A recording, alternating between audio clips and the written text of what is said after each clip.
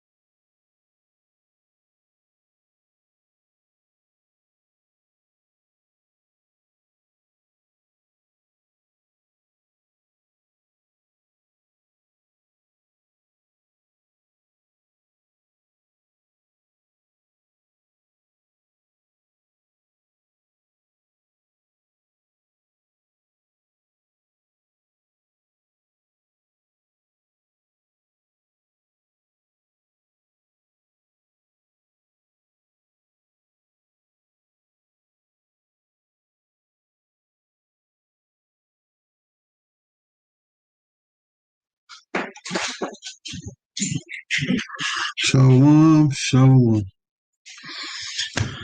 How have I missed y'all? It's been good 2 weeks since I've been on here from Sabbath service, and I ain't took that long off ever for Sabbath service that I can think of right now. We're gonna get to this in just a bit, but letting y'all know,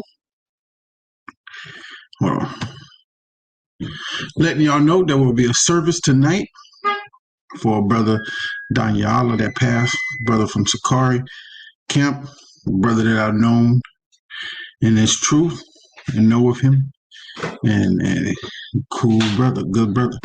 Don't know him personally or his life, didn't hang out with him, but I knew once of him, and what I know of him, I have not heard anything bad about him. But the brother's memorial service will be tonight at 6. Where? At Marina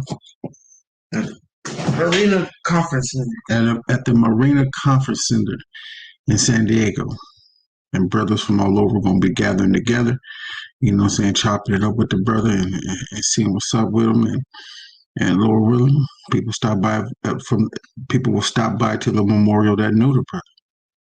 All right.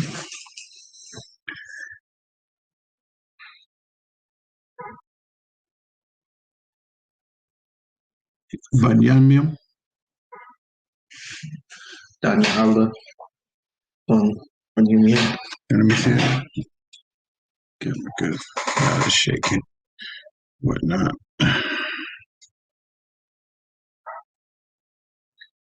See. All right. Brother, I know it ain't no good picture I'm showing y'all, but you know what I'm saying? Cool brother. And, you know what I'm saying? He always shook my right hand. You know what I'm saying? He always gave me a kiss with the right hand first. You know what I'm saying? So I don't know anything bad about the brother yet. And you know what I'm saying? Lord willing, if y'all do, Lord willing, he repented from it. I got that to say about him. If I did, I would tell y'all. So his memorial service tonight, starting at 6. It's gonna be beautiful, right? It's gonna be beautiful. We'll get there and feast, man. It's gonna be a good feast. All right. Soldiers in Akaria will not be attended tonight due to his foot needing to heal, body needing to heal. Lord willing, the brother Nakara Kai come with me, and we go over there and you know what I'm saying, dap the brothers up. All right. And we'll get right to this teachings in just a bit. But letting y'all know what we're going to be going over, so you already know. All right. The book of Genesis, chapter 28, starting at verse 10, going to chapter 32, ending at verse 2. All right. Then we're going to go to Hosea, chapter 12, starting at verse 12, leading off to, I believe it's chapter 13 and verse 3. I'm not sure. Let me see.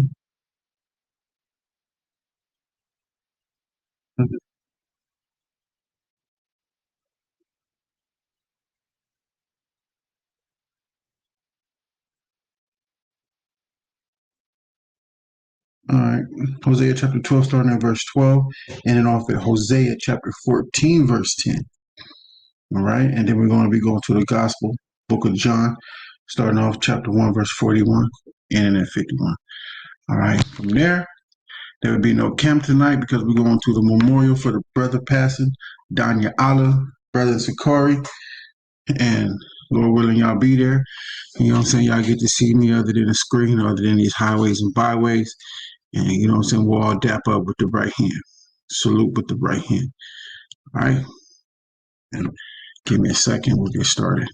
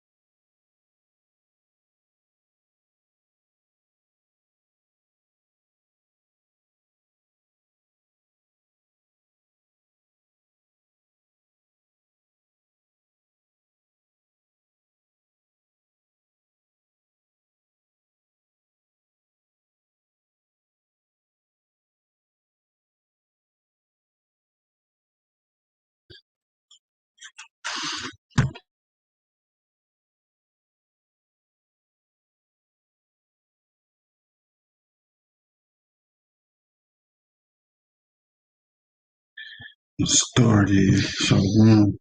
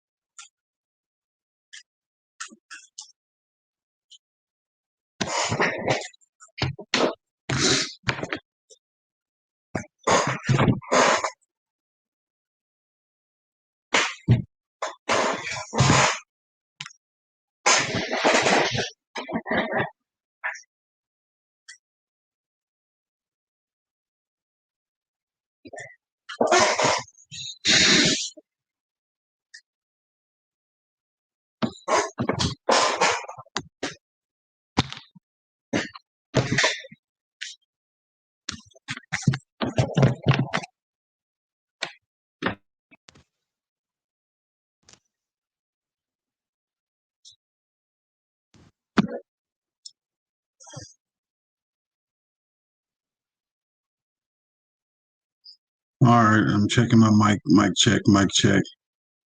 All right, cool. Mic check. Mic check. 1, 2, 1, 2.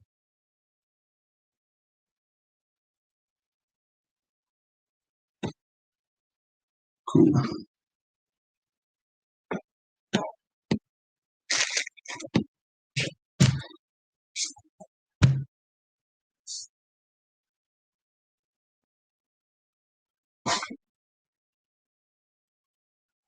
All right. Let me share my screen.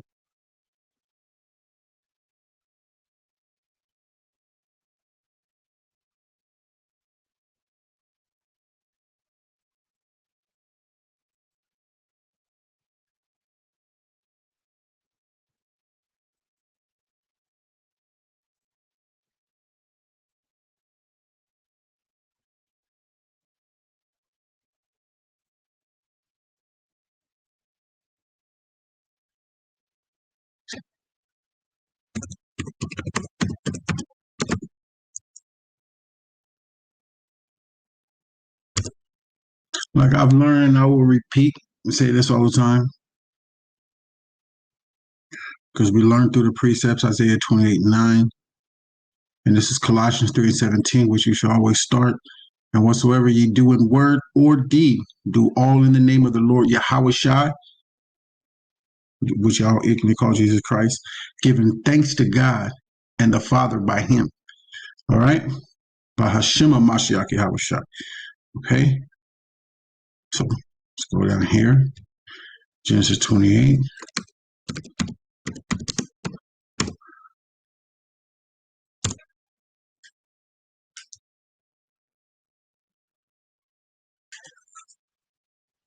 Supposed to start at 10. Huh? Yeah. I'm going to start at verse 1 and into context. All right. This is Genesis chapter 1, and this is Genesis chapter 28 and verse 1. And Isaac called Jacob and blessed him and charged him and said unto him, all right. You know, I just don't want to read it from the screen. I will try my best to move the screen along with what I'm reading for y'all, okay? And Isaac called Jacob and blessed him and charged him, and said unto him, Thou shalt not take a wife of the daughters of Canaan. Why? Let's go.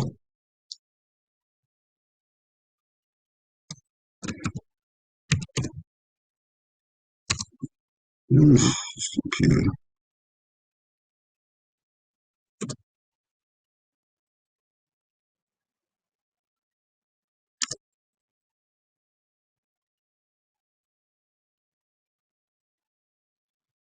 This is Deuteronomy 7:1. And when the Lord thy God shall bring thee into the land whither thou goest to possess it, and have cast out many nations before thee, the Hittites, and the Girgashites, and the Amorites, and the Canaanites, and the Perizzites, and the Hivites, and the Jebusites, 7 nations greater and mightier than thou.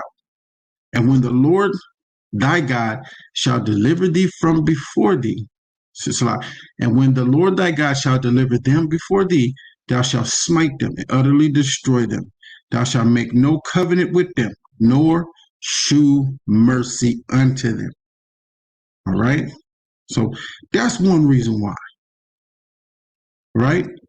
These nations right here, this is one reason not to make a covenant with them. And they're women. That's a covenant entering into marriage with them. Watch this. Neither shalt thou make marriages with them. Thy daughter shalt thou not give unto his sons, nor his daughter shalt thou take unto thy sons. See? For they will turn away thy son from following me. So Isaac doesn't want Jacob to be turned away from the Most High Yahweh, Hashem Yahushua, that they may serve other gods. So will the anger of the Lord be kindled against you and destroy thee suddenly. And through this story, you're going to understand why you're going to understand why Isaac doesn't want his son to be turned from the Most High. Because the Most High has always got his angels around Yahweh, the supplanter, Israel, our forefather, okay? So will the anger of the Lord be kindled against you and destroy thee suddenly. But thus shall ye deal with them. Ye shall destroy their altars and break down their images and cut their groves and burn their graven images with fire. For watch, verse 6, for thou art an holy people unto the Lord thy God. The Lord thy God hath chosen thee to be a special people unto himself above all people that are upon the face of the earth. See, the Most High is a separatist, and he doesn't want his people mingling with idolaters and whores. So we are not to take of these women of these nations, and a lot of other nations too. All right? So I'm going to go back to Genesis 28.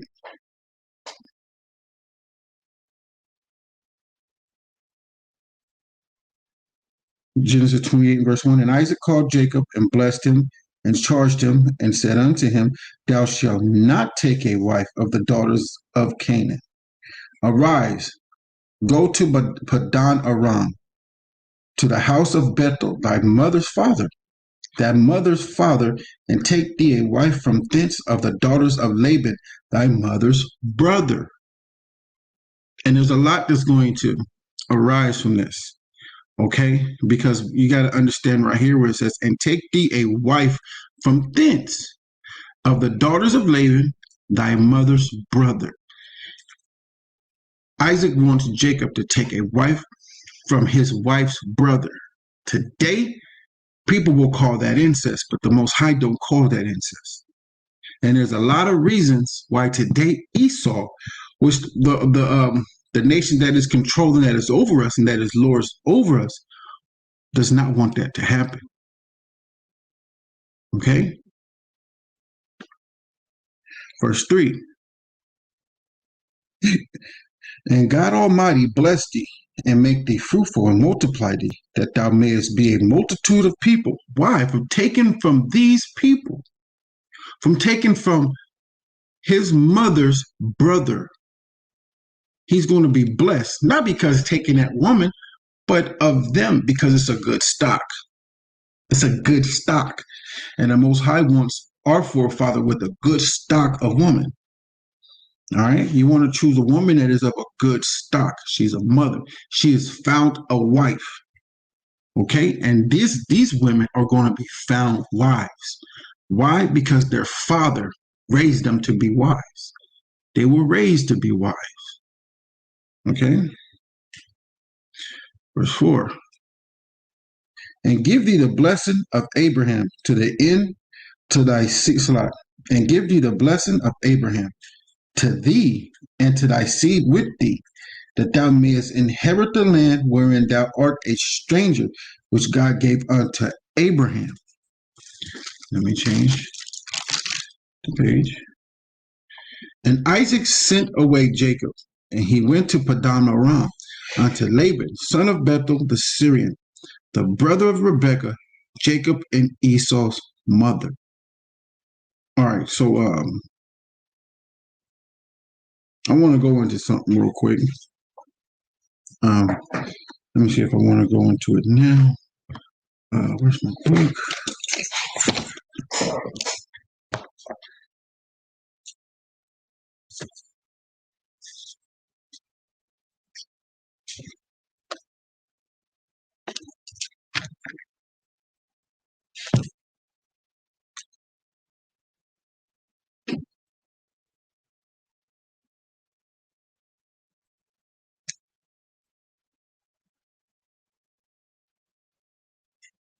Okay, cool. So let me go over here. So I want to show y'all something because in verse 5 it says, And Isaac sent away Jacob, and he went to Padan Aram unto Laban, son of Bethuel, the Syrian, the brother of Rebekah, Jacob and Esau's mother. We have to tackle this because a lot of people in Israel see this as incest and as a bad thing.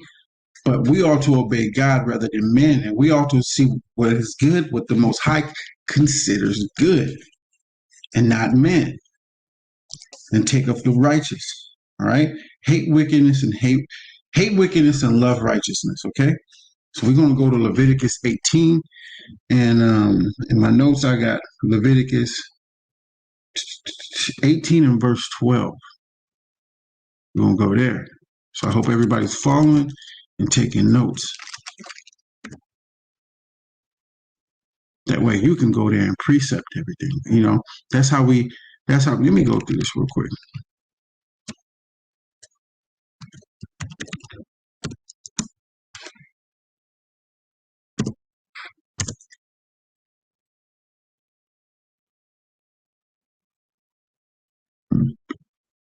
Oops, I went to the wrong one.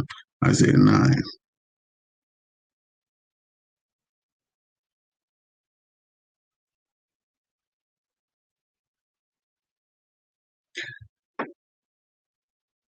Let me see. I'm tripping. Oh, yeah, 28. Isaiah 28. I'm slipping. I'm slipping.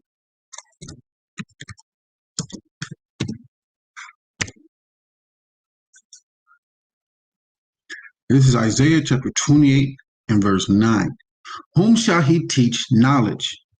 And whom shall he make to understand doctrine? Them that are weaned from the milk, that is the law, statutes, and commandments, and drawn from the breast. Watch this. He's showing you. This is how he's going to teach you knowledge. For precept must be upon precept, precept upon precept, line upon line, line upon line, here a little and there a little. We're going to the law, we're going to the prophets, and we're going to the New Testament. All right? So this is how you're going to get understanding.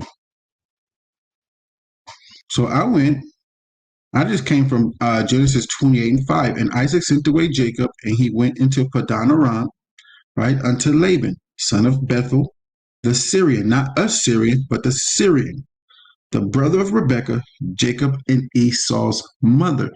And Isaac and Rebekah wanted Jacob to get a wife from Laban, Rebekah's brother. All right, which is Leah and Rachel. Okay, but I wanted to show you something because in today, a lot of people consider this incest and it's not. All right, Acts 5 and 29. We ought to obey God rather than man. We ought to hate wickedness and love righteousness. So if we are to love righteousness and we ought to love the truth, which is Psalms 119 and 142, for thy law is the truth. We ought to love this law. Okay? So I get it.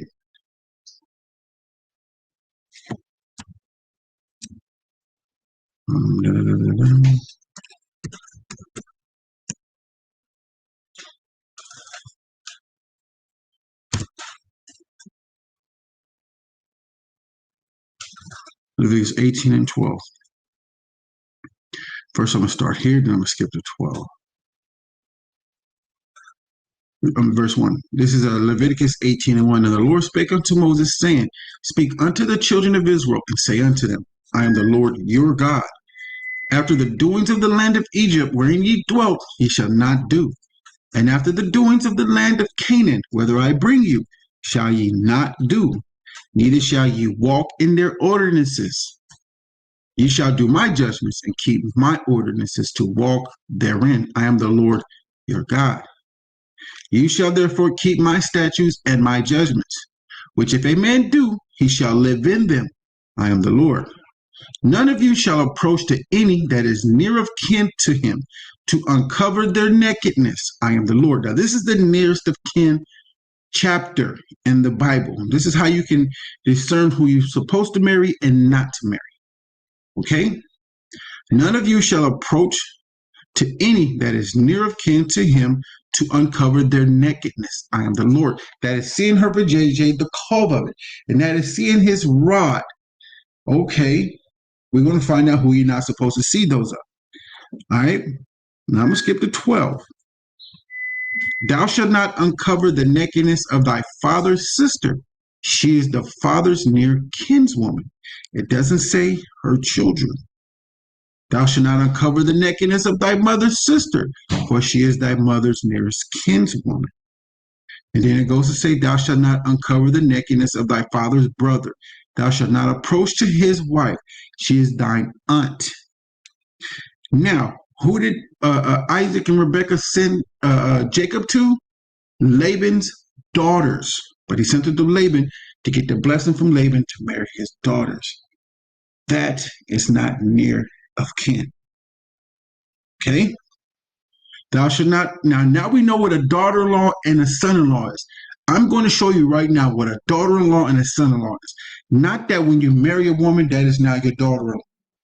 No, that is not right. Thou shalt not uncover the nakedness of thy daughter. So, thou shalt not uncover the nakedness of thy daughter-in-law. She is thy son's wife. Thou shalt not uncover her nakedness. So if your daughter has a husband, the wife cannot touch the daughter's husband. That is her son-in-law.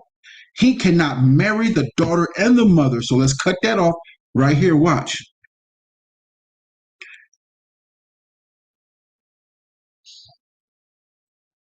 Right here, verse 17. Thou shalt not uncover the nakedness of a woman and her daughter.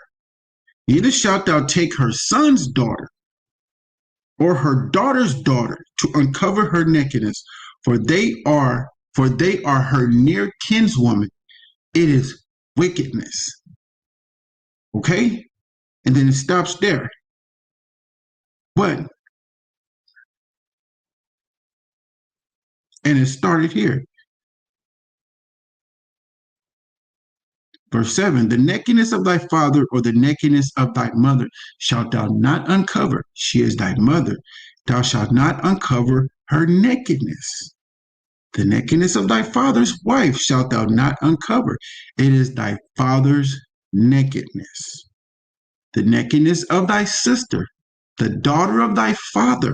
So you marry a woman, she has kids, her daughter has a different father. Think about it. If you have a son, she doesn't have a husband. You need her to marry someone that is a righteous man in the law. Your son can marry that daughter. That is not your daughter-in-law. Your daughter-in-law is of your son's wife. Your son-in-law is of your daughter's husband. Your daughter's husband can't marry the daughter and the mother. That is wickedness.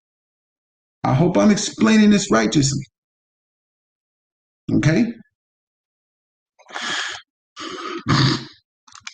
The nakedness of thy son's daughter, or of thy daughter's daughter, even their nakedness thou shalt not uncover, for theirs is thine own nakedness. I can't do that. I can't discover the nakedness of my son's daughter, or thy daughter's daughter, my daughter's daughter. Even their nakedness thou shalt not uncover, for theirs is thine own nakedness. Now my son cannot touch his sister, but my son can go over to my wife's brother and marry his daughter. My daughter can be married by my wife's brother's son. You get it? And why is that righteousness? Because that man is raising his daughters righteously. That man is raising his sons righteously. It is a righteous thing. So keeping it in the family has been bought out in an unrighteous way. You are to hate wickedness and love righteousness. And this is the truth. Psalms 119 and 142. For thy law is the truth. This is righteousness. Hate wickedness and love righteousness. This is the right way to do things. And you got to understand why the so-called white man does not want this to happen and looks at it upside down. Because we would have been doing this a long time ago and everything would have been done righteously because we watch our children. We raise them righteously. And we would have married them righteously and everybody would have known everybody and the family would have been big. And everybody getting along and prospering. Instead of somebody coming from way over there that we don't know, that don't love our family and don't hold to our ways. And I'll stop there. Let's go back to the topic at hand, man. Y'all want to reach me, y'all know how to reach me.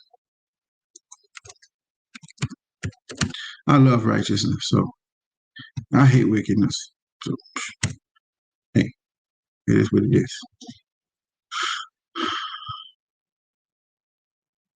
And Isaac sent away Jacob, and he went to Padam Aram unto Laban, son of Bethuel the Syrian, not Assyrian, but the Syrian, the brother of Rebekah, Jacob and Esau's mother. All right. When Esau saw that Isaac had blessed Jacob and sent him away to Padam Aram to take him a wife from thence, and that as he blessed him, he gave him a charge, saying, thou shalt not take a wife of the daughters of Canaan, which we went to what? Deuteronomy chapter 7, verse 1 and up. And down. We went there to show you why. The Most High, they're just idolatrous whores. They don't love the Most High. They worship gods like this bottle right here. They will worship this bottle, set it there, and they'll pray to that bottle.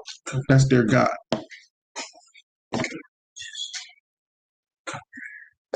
Huh?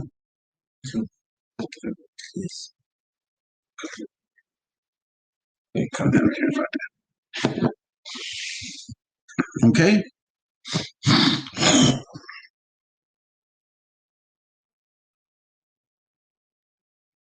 All right.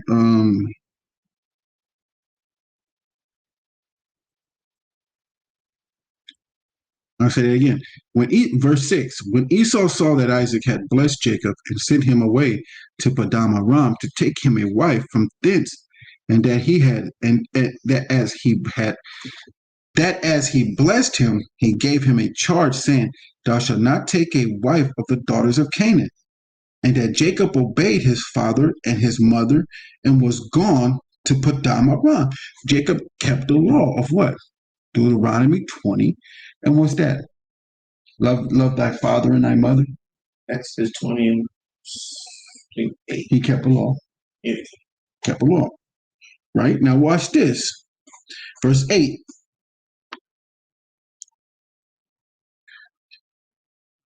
And Esau, seeing that the daughters of Canaan pleased not Isaac his father, Then went Esau unto Ishmael and took unto the wives which he had Mahalath and the daughter of Ishmael, Abraham's son, this sister Nabaioth to be his wife, but he had already took from the Hittites. Let's go back a little bit to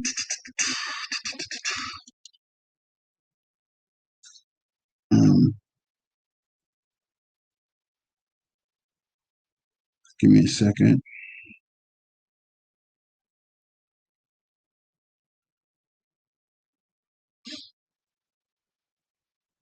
Where's that Sennacherib? Esau took of the Hittites. Right. No, I didn't put it in as a note. I probably wrote it down, but not as a note.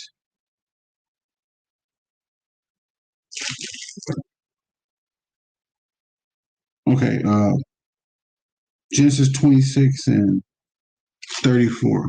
Got it. The water.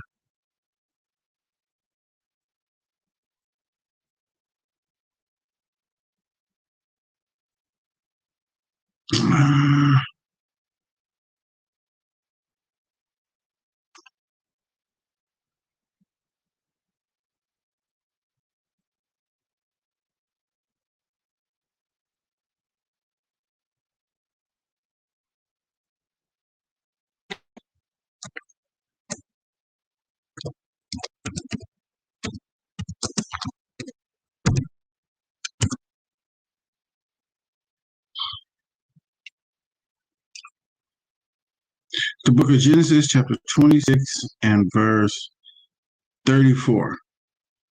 And Esau was 40 years old when he took a wife, Judith, the daughter of Beri the Hittite, and Bashemath, the daughter of Elon the Hittite, which were a grief of mind unto Isaac and Rebekah. Esau went and did that. And if you read through this chapter, you find out why. I don't want to spoil it for you, but you'll find out why. All right, so let's go back over here. Let's see if it'll allow me to go forward. Okay. Thought Yahweh Bashem Yahushai.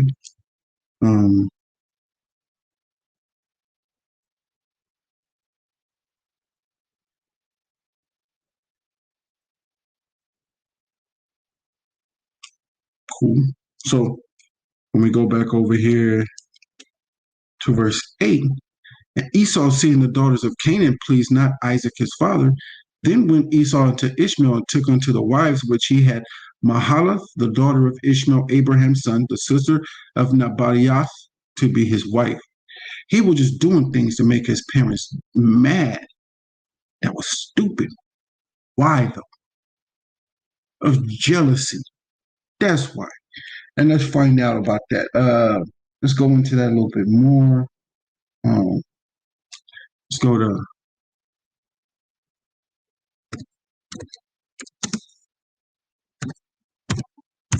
Proverbs 27. This is Proverbs 27 and 4. Wrath is cruel and anger is outrageous. Oh, I'm sorry. Go ahead. Get that. Proverbs 27 and 4.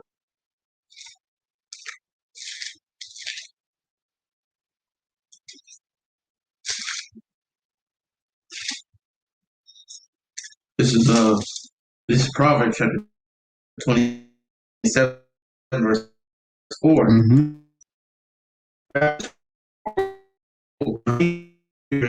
Right. Esau was envious of Jacob. Understand that Esau is a profane person. Go to Hebrews 12 and 16. Who's more profane than Esau? He don't care about nothing. That's why he sold his birthright for a bowl of lentils and red meat. He's profane. He don't care about anything. He don't care about nothing. Give me Proverbs 1 and 7, bro. Where are you going? Okay, yeah, go there. Get it. Bring that up. Ain't nobody more profane than Esau. He don't care about nobody. So Hebrews 12 and 16? Uh-huh. Lest there be any, this is Hebrews chapter 12 verse 16, lest there be any fornicator or profane person as Esau, right? Who for one morsel of meat sold his birthright. Who for one morsel of meat sold his birthright. Man, give me Proverbs 1 and 7 real quick. He sold his birthright for a morsel of meat, that red meat. That's profane. He don't care about nothing. He didn't care about that birthright. He didn't care about anything. That's why he sold it. He's profane. He don't care. Go ahead. This is Proverbs chapter 1, verse 7. Right. The fear of the Lord is the beginning of knowledge. But fools despise wisdom and instruction. But what? But fools despise wisdom and instruction. But fools despise wisdom and instruction. You got to understand, these are instructions. You don't want to be like Esau. They're just like this. They despise wisdom and instruction. Give me Proverbs 27 and 4. Proverbs 6 and 34.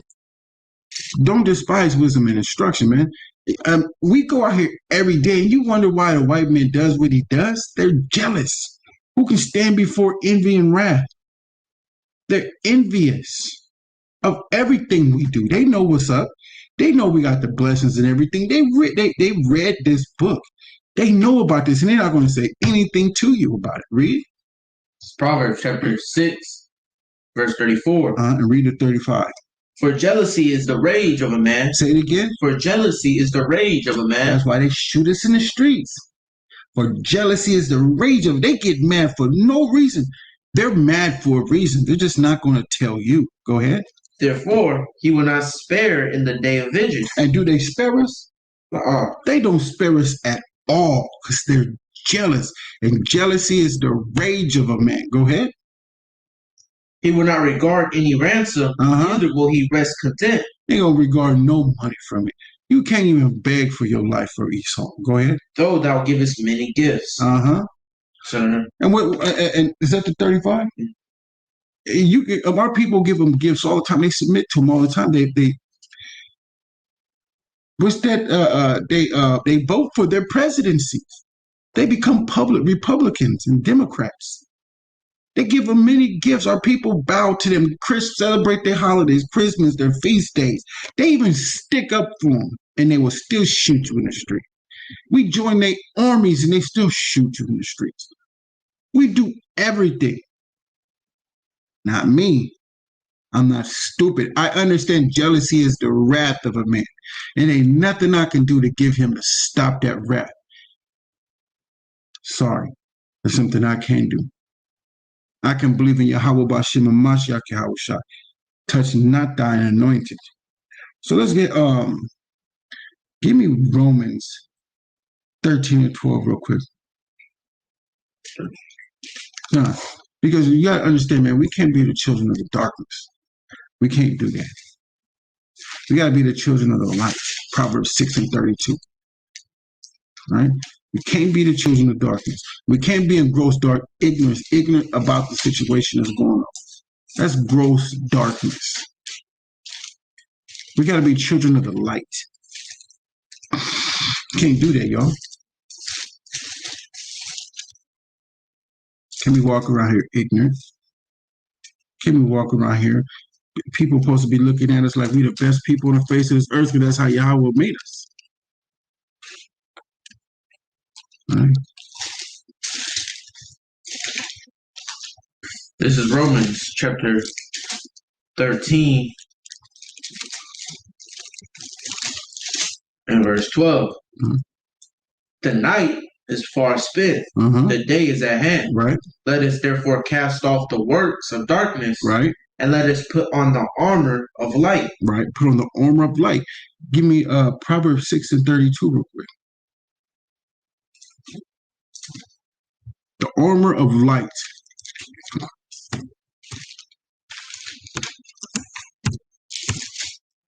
This is Proverbs chapter 6, verse 32.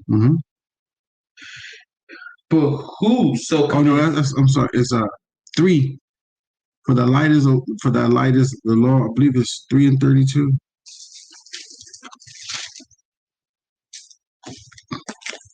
Proverbs chapter 3, verse 32. Was that right? For the forward is no. I thought it was 6 and 32. Sorry. You can get it.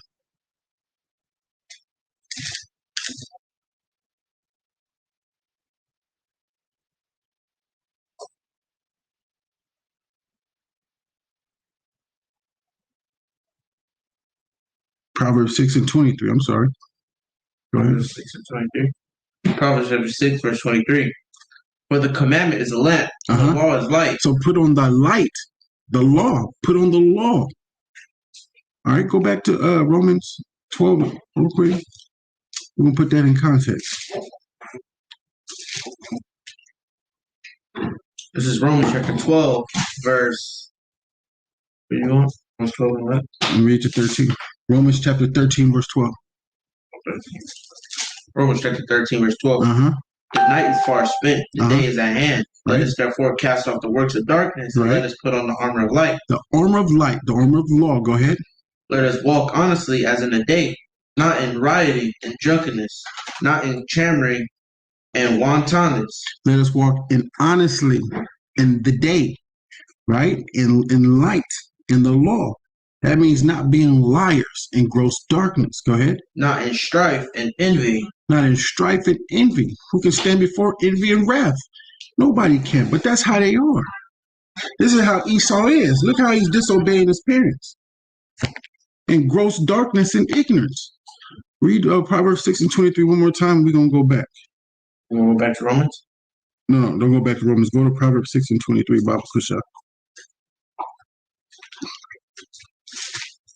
Yeah, man, y'all want to stand in ignorance. We want to be in honesty of the day, of the light, of the lamp, the shining light. Honesty of the law, not being liars. Go ahead. Proverbs chapter 6, verse 23. Right. For the commandment is a lamp, and the law is light. Right. And reproofs of instruction are the way of life. And this is the way of our life. It's to be in the light, the law, to walk in the law. For instructions are the way of life. Right? So let's go back to Genesis real quick and watch Esau disobey his parents with his profane self. That's right.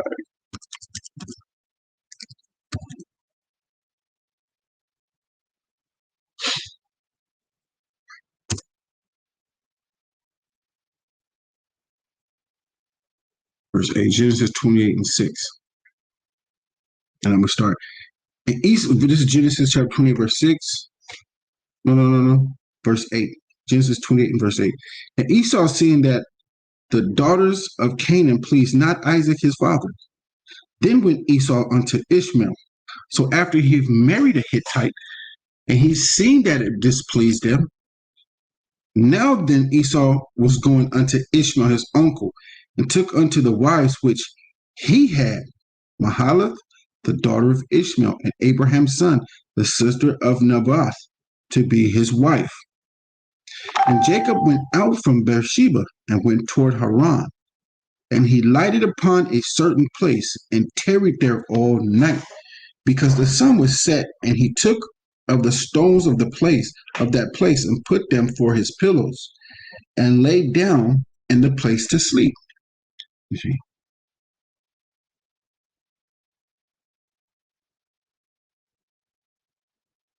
Coming up on the precept. Give me I don't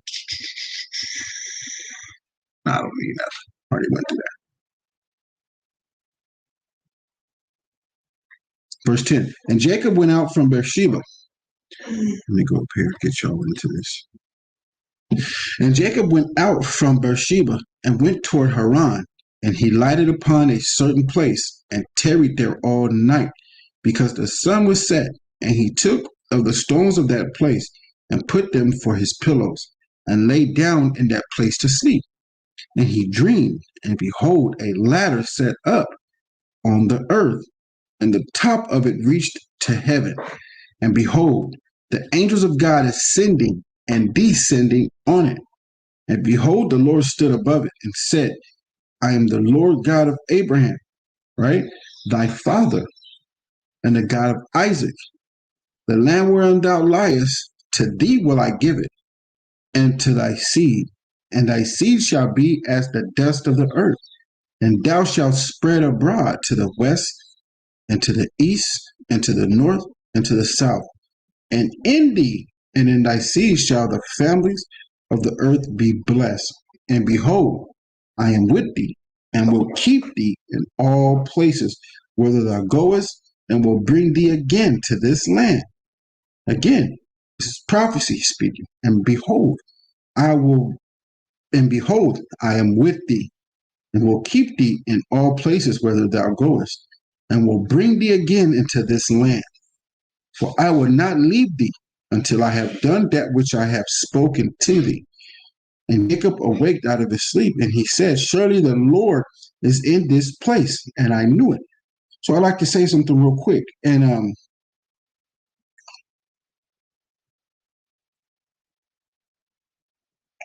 verse 15, and behold, I am with thee. The Lord is speaking through the angel. And I will keep thee in all places whither thou goest, and I will bring thee again unto this land. The Most High is speaking through the angel, because he's not looking at the Most High. He's looking at the angel of the Lord, the Spirit of the Lord. Whither thou goest, and will bring thee again into this land. For I will not leave thee until I have done that which I have spoken to thee of. I have spoken to thee of. And Jacob awaked out of his sleep, and he said, surely the Lord is in this place, and I knew it not. And he was afraid and said, how dreadful is this place? This is none other but the house of Yahweh, and this is the gate of heaven. And Jacob rose up early in the morning and took the stone that he had put for his pillow and set it up for a pillar and poured oil upon the top of it. And he called the name of that place Bethel. Right? Who knows what Bethel means?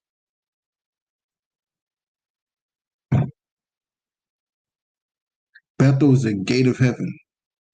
Let's look it up. Like Bethlehem?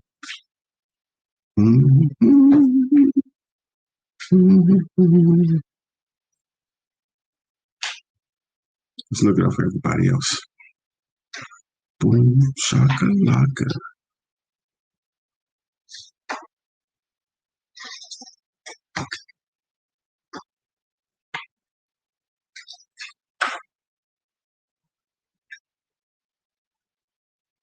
House of God. Bethel is the gate of heaven, the house of God. Right? An ancient place and seat of worship in Ephraim on border of Benjamin, identified with Luz. And you understand in the story, you'll start to see how it's identified with Luz, a former name. All right? A place in south country of Judah, not far from Beersheba and Zechlag. Okay? So let's go back.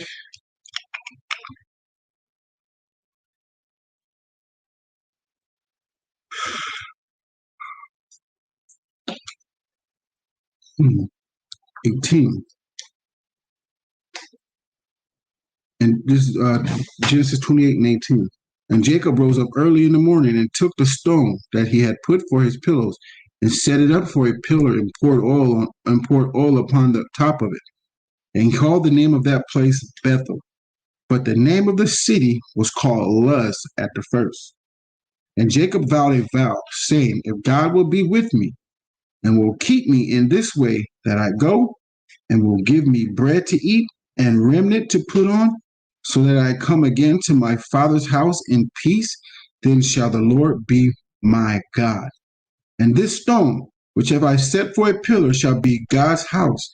And of all that thou shalt give me, I will surely give the tenth unto thee. Kal Asherah, Debar Yahweh, Anayah Shah, Wanashama. Although Yahweh said, what we doing here? So let me see if I didn't miss anything.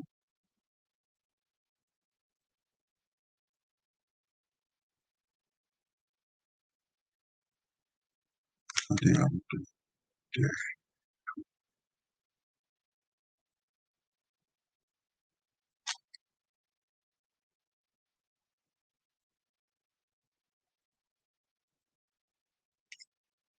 Okay.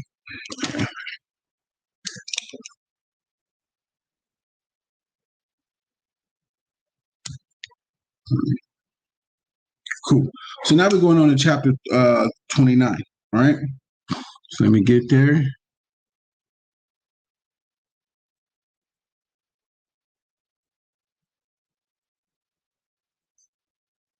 Jacob's meets Rachel. Okay. Here we go. This is Genesis 29 and 1. Then Jacob went on his journey and came into the land of the people of the east. And he looked, and behold, a well, right? And a well in the field, and lo, there were their flocks of sheep lying by it. For out of that well they watered the flocks. And a great stone was upon the well's mouth. And thither were all the flocks gathered. And they rolled the stone from the well's mouth, and watered the sheep, and put the stone again upon the well's mouth in his place. And Jacob said unto them, hold on. Verse 4. And Jacob said unto them, My brethren, whence be ye? Where are you from? And they said, Of Haran are we. And he said unto them, Know ye Laban the son of Nahor? And they said, We know him. All right, and in Genesis 24 and 29. You see, this is Genesis chapter 24, verse 29. And Rebekah had a brother, and his name was Laban. And Laban, okay, Rebekah's brother Laban. That's right. Okay, verse 6.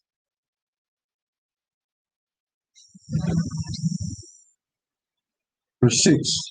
And he said unto them, Is he well? Which Jacob said that to the brothers that were over there. And he said unto them, Is he well? And they say, He is well. And behold, Rachel his daughter cometh with the sheep. And he said, Lo, it is yet high day, neither is it time that the cattle should be gathered together. Water ye the sheep, and go and feed them.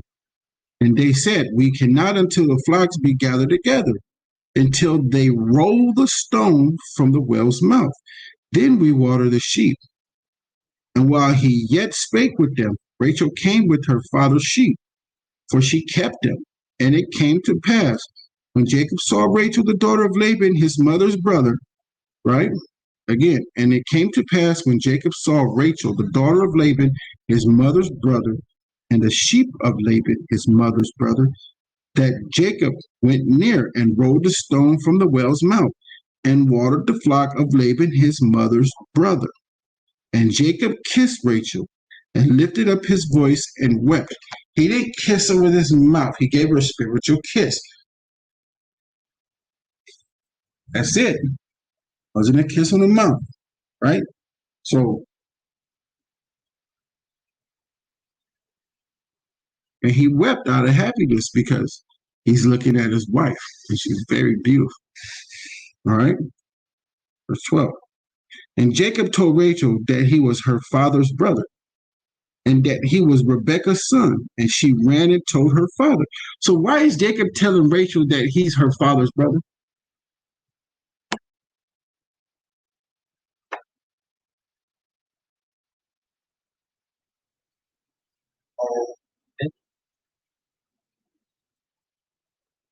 Right. Introducing himself like, Okay, and that is sensible. But why not? Did you finish the sentence? Verse 12. And Jacob told Rachel that he was her father's brother, and that he was Rebekah's son. And she ran and told her father. He's her brother and Rebekah's son. Yeah, her father's brother's sister and son. Yeah, so her cousins, yeah. Her father's brother's father's sister, son. Why not nephew? No, Rebecca and Jacob are cousins. But that's her father's nephew. But he didn't say nephew. He said brother. Oh, yeah, because it's not, there's no such thing as nephew. But what I'm asking you, why not nephew? Why did he say brother? Oh, because there's no such thing as nephew. And that's a good one, but what should we tell the people? That there's such thing as nephew. Okay. How about just like my grandpa is saying Abba. There's no such thing as grandpa. Hebrew. So it's Abba. That's more better. Yeah. And at the same time, we can also say that through Adam and Eve, we're all brothers and sisters. Yeah. So he's going off of that. He's going off the fact that it's his brother. But Rebecca and Isaac sent, let me see,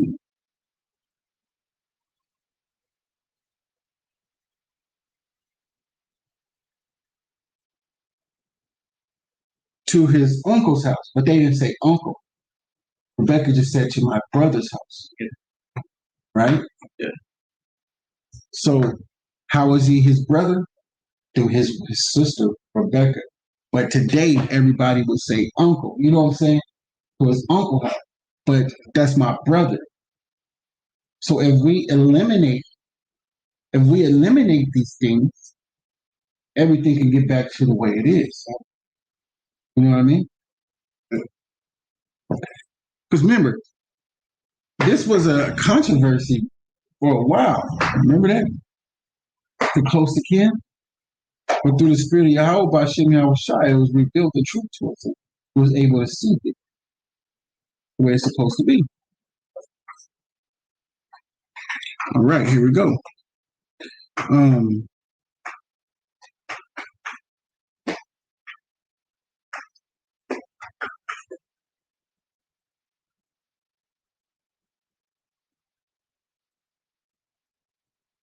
Okay, where was I? Okay, verse 12. Okay, and Jacob told Rachel that he was her father's brother and that he was Rebekah's son. And she ran and told her father. All right. And it came to pass when Laban heard the tidings of Jacob, his sister's son, that he ran to meet him and embraced him and kissed him and brought him to his house. And he told Laban all these things. Right? Did he kiss him on her lips? No. He gave him a spiritual kiss. Shalom.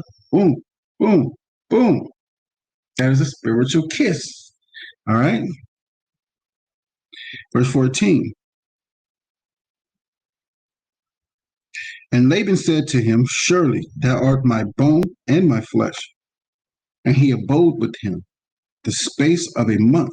And Laban said unto Jacob, because thou art my brother, shouldest thou therefore serve me for naught? It's because you my brother, you want to serve me for nothing? Like, are you here to serve me for nothing? No. Tell me, what shall thy wages be? And Laban had two daughters. The name of the elder was Leah, and the name of the younger was Rachel. Leah was tender-eyed, but Rachel was beautiful and well-favored. That shade. You know what I'm saying? You're just like our father. And Jacob loved Rachel and said, I will serve thee 7 years for Rachel thy younger daughter. And Laban said, it is better that I give her to thee than that I should give her to another man. Abide with me. And Jacob served 7 years for Rachel, and they served unto him and Jacob served 7 years for Rachel, and they seemed unto him but a few days. But the love he had to her. And Jacob said unto Laban, give me my wife, for my days are fulfilled, that I may go in unto her. And Laban gathered together all the men of the place and made a feast. And it came to pass in the evening that he took Leah his he went in unto her, and Laban gave unto his daughter Leah Zilpah maid for a handmaid. It came to pass that in the morning, behold, it was Leah. And he said to Laban, what is this that thou hast done unto me? Did not I serve with thee for Rachel? Wherefore then hast thou beguiled me? Now we having a problem. And Laban said, it must not be so done in our country to give the younger before the firstborn. Liar. Fulfill her week, and we will give thee this also. For the service which thou shalt serve with me, yet 7 other years. So what is he saying? He's saying fulfill his week of his older daughter, right? And he'll give after that week his younger daughter for 7 more years. Man, Zanai, can you give me Leviticus 19:11, Baba Kishak? Leviticus 19:11? Remember y'all notes. Y'all learn everything through the precepts. Remember that, y'all. You learn through the precepts. Get that. Read that when you get it. This is Leviticus chapter 19, verse 11. You shall not steal, neither deal falsely, neither lie one to another. And what is he doing? He's dealing falsely. Go ahead. And ye shall not swear by my name falsely, neither shalt thou profane the name of thy God. I am the Lord. Man. Go to 13. Go ahead. 13. Go ahead. Come. Thou shalt not defraud thy neighbor. Say it again. Thou shalt not defraud thy neighbor, neither rob him. The wages of him that is hired shall not abide with thee all night until the morning. So ain't that his Rachel his wage? For working. And he held it, right? He held it all night. He held it for 10 days. He held his wage for 10 days. That is a wicked man. So let's see what deal falsely means.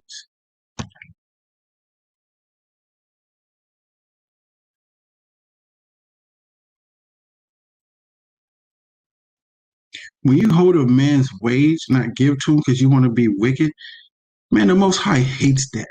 Yahweh Shai hates that. Deal falsely means lie, submit, deny that person. All right? Deceive. Deal falsely, liars. This is a lie. To deceive. Grown lean, be disappointing. Be untrue. All right? I don't know what to tell you, man. That's just what it is. All right? And I speak like that for the unrighteous. That's just how they are. Yeah, it's only precept, man. Let me go back real quick.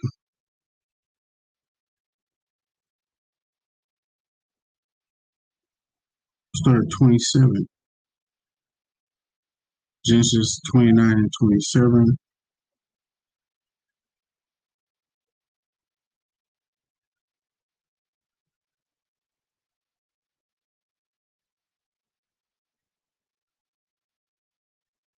Start at 26. Genesis 29, verse 26.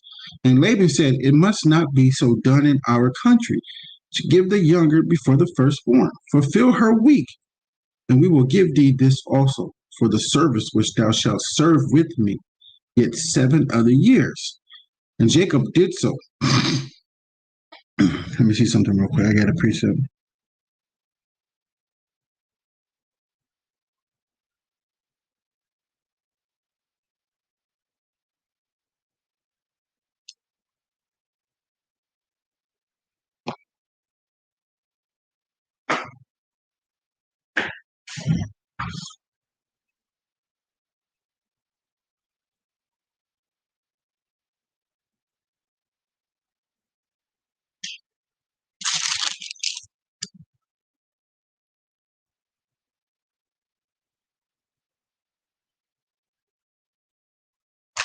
So this is Genesis 29 and 26. And Laban said, it must not be so done in our country to give the younger before the firstborn.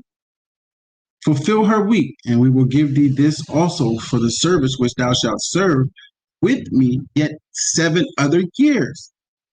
Right? So you got to understand why a person is going to deceive somebody like that. Why? Let's go to 30 and 27 real quick. Genesis chapter 30, verse 27. This is Genesis chapter 30, verse 27. And Laban said unto him, I pray thee, if I found favor in thine eyes, tarry, for I have learned by experience that the Lord hath blessed me for thy sake. Because Laban wanted to be blessed still. And we're about to read more into it, how Laban was blessed and all the stuff that was going on. Because the Lord is with him. Yahweh is with him. Mashiach Yahweh Shai is with him at that time. At that time, he was a spirit of the Most High. He was an angel. Okay? He wasn't in the flesh yet. He was a spirit. He was an angel of the Most High, begotten, first begotten of the Lord. Okay? At that time.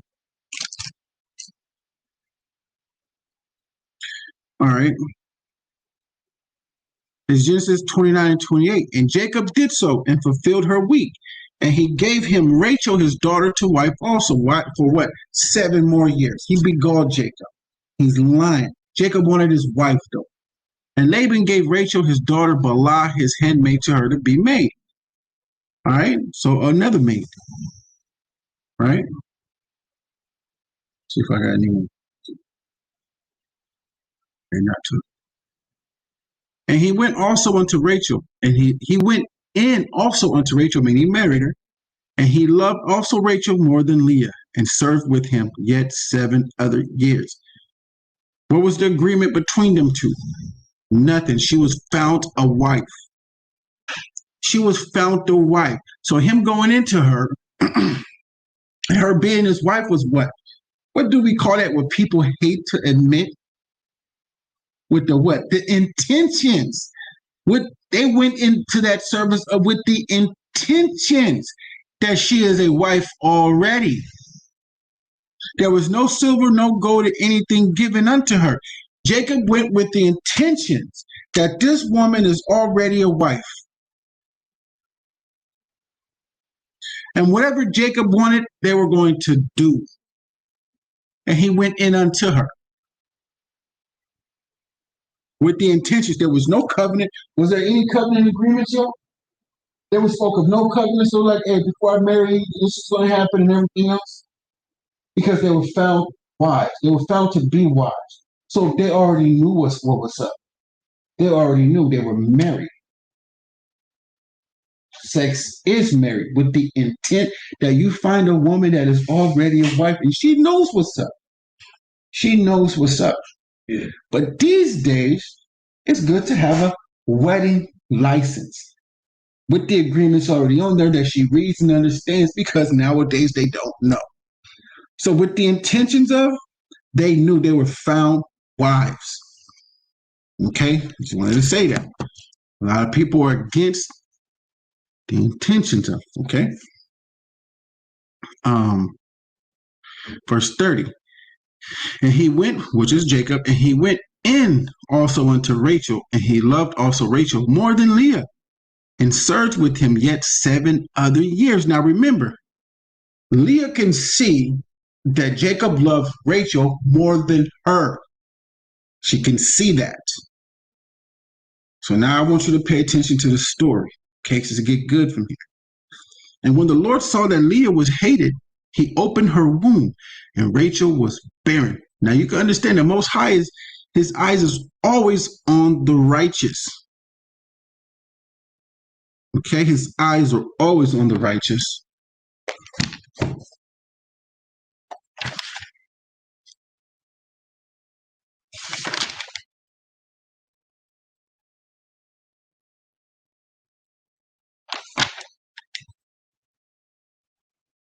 So now give me First Peter 3, and I'll tell you the precept in just a second, but give me First Peter 3. First Peter 3, right here. See that? That's what I'm talking about. For the eyes of the Lord are over the righteous. For the eyes of the Lord, I think is 5 or 6 or something like that, or 4. Oh, 5 and 6. First Peter 3. Oh. For the eyes of the Lord are over the righteous.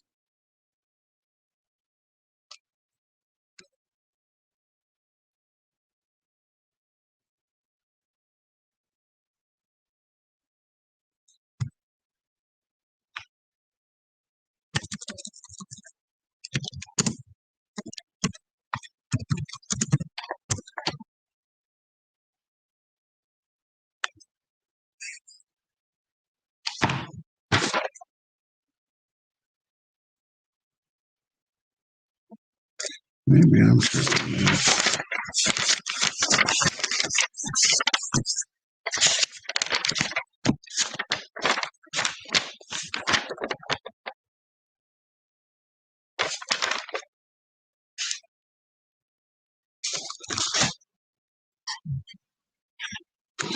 look it up. First Peter 3 and 12.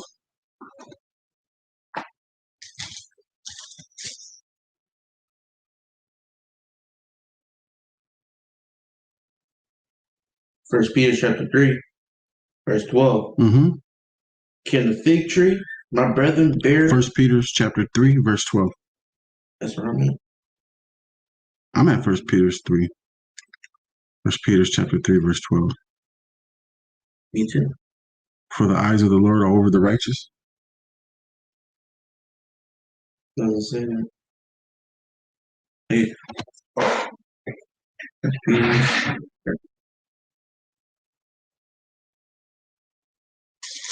What's wrong with your sword, sir?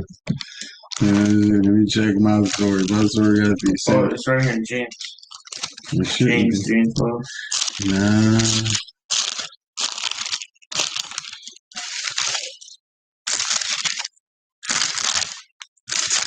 All right, I'm gonna have to order you another sword, Bond. Your sword is all messed up over there. I am. Hold on.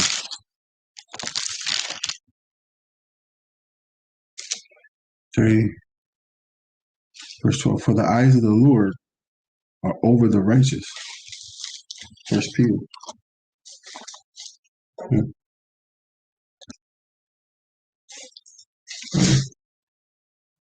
It's all right, man. You know, you're not gonna be struck down lightning. You know, it's just that your pages are all. You had the book for a while.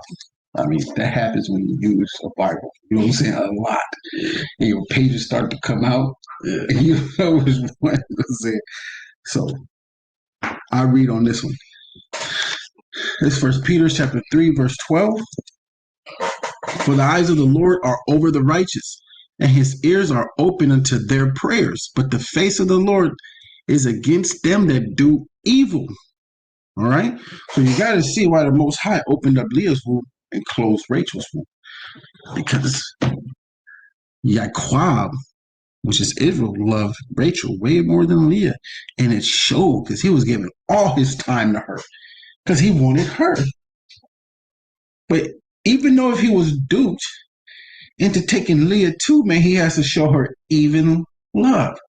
And that's what all women get jealous of because they're not sure that they're going to get the same love this woman got. And that can't happen. You got to be able to show both women love equally. But all women got to understand that a man is going to be it depends. It depends. You know what I'm saying? A man can love every woman equally, but he just favors this one more. He gets along with her more than he gets along with you. And you can't be jealous about that because then the Most High will curse you because now you are acting in jealousy. And the Most High hates jealousy of a woman, and we'll find out in these scriptures. Okay, so let's go back.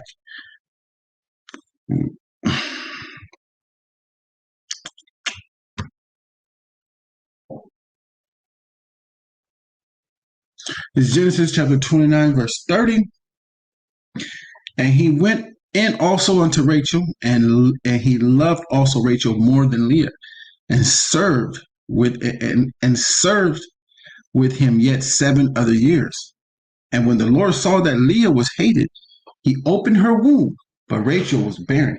Because he wanted Jacob to be like, you know what? We need to come over here and love this woman just the same. Right?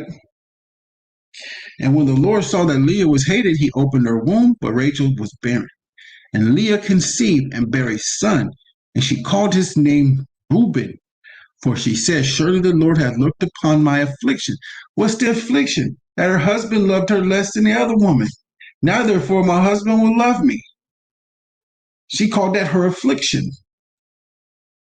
And she conceived again. So what was her first son's name? Reuben. That's the firstborn of Israel. Okay? He's supposed to get all the blessings. Now, you're going to find out in the story why Reuben did not get the blessings and Judah got it. Okay? Verse 33, and she conceived again and bare a son, and said, because the Lord hath heard that I was hated, he hath therefore given me this son also. And she called his name Simeon, but she was not hated. But women feel like that. But you got to understand, Jacob didn't hate her. That's how she felt. She can't impose those feelings on Jacob and say, you hate me, No, she needs to tell the truth. She needs to say, I feel hated because you love her more than me. You can't just say you hate her. You're bearing false witness. You can't do that, ladies. You can't tell us that we hate you. You don't hate you. It just, I get along with her more than I do, but that don't mean I don't love you. The Most High just wanted Jacob to see what was going on and what happens when women can see the favor and you got to do something about it. That's what he's saying. You got to do something about it. All right? Got to do something about it. Verse 33, and she conceived again and bare a son, and said, because the Lord hath heard that I was hated, he hath therefore given me this son also. And she called his name Simeon. All right? So Simeon name means what?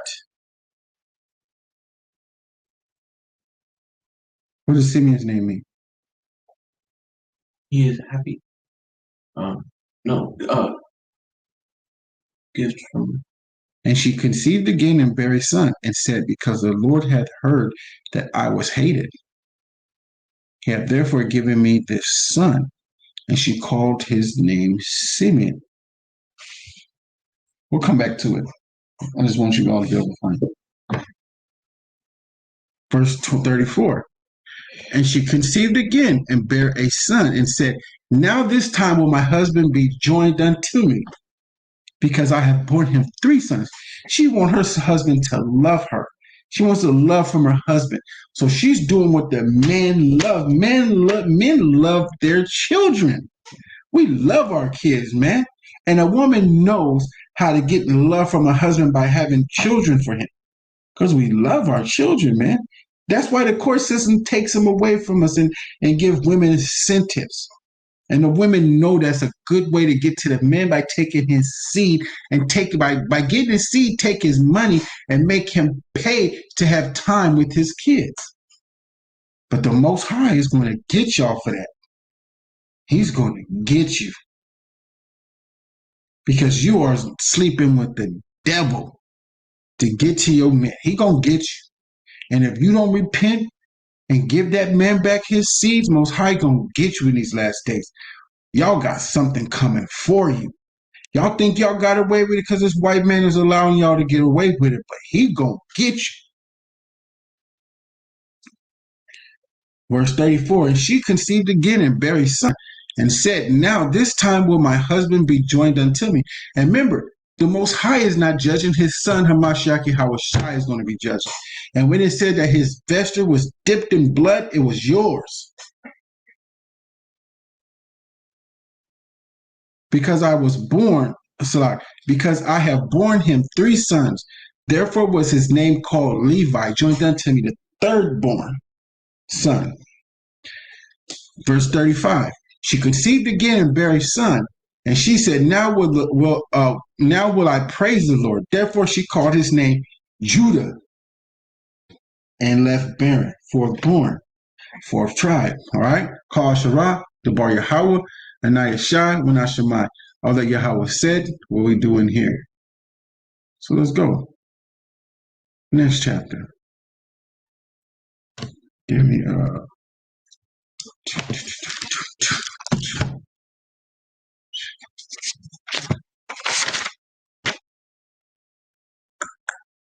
Sharp 26.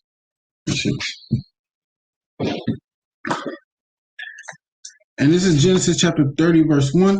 And when Rachel saw that she bare Jacob no children, Rachel envied her sister and said unto Jacob, give me children, or else I die. Because then women having children was their job, was motherhood and nurturing. And Jacob's anger was kindled against Rachel. Jacob's anger was kindled against Rachel. Why? Let's see why Jacob's anger was kindled against Rachel. And let's see why Rachel was jealous. Go ahead. Sirach chapter 26, verse 6. But a grief of heart. A what? But a grief of heart. The mind. Okay. What she's thinking, how she's thinking. Go ahead. And sorrow is a woman that is jealous over another woman. So she is sad and jealous over another woman. Why? Because Leah is giving Jacob, our forefather, blessings that she can't give her. And that's how women feel. Women don't like the fact that another woman can do for him that she can't. Because it's natural for a woman to always give her men the best of everything. And she's jealous of that. But the Most High don't want y'all to be jealous. He just want all y'all individually to give that man your best without being jealous of the other one. We should not have other wives because that woman is. A lot of women in truth do that. See, because they're not acting right, he shouldn't have another wife. Why should we be punished for you not wanting to act right? That's not our fault. You shouldn't say we should not have other wives because you don't want to act right. That's your fault. That's on you. See, she's not. That's what they do. They do that all the time. See, she's not acting right. He shouldn't have another woman. That we should make her act right. Hold on. So let's say we make her act. Let's say we take her by the shoulder and we smack the fire from her ass. Then what happens to us? She gonna call her best friend Esau. So now Esau's here, and we take y'all women's advice because she wouldn't straighten us. I smell gas. Can you check that one? And she calls Esau. And now we come to y'all and say, like, hold up, man. Y'all said we shouldn't have wives because she's not going to be straight. And we took her by the shoulder and we knocked fire from her. But then she called Esau. We were just trying to do what y'all women said and keep her in line. It don't work. See, that's why it's against the law to follow and listen to your wife.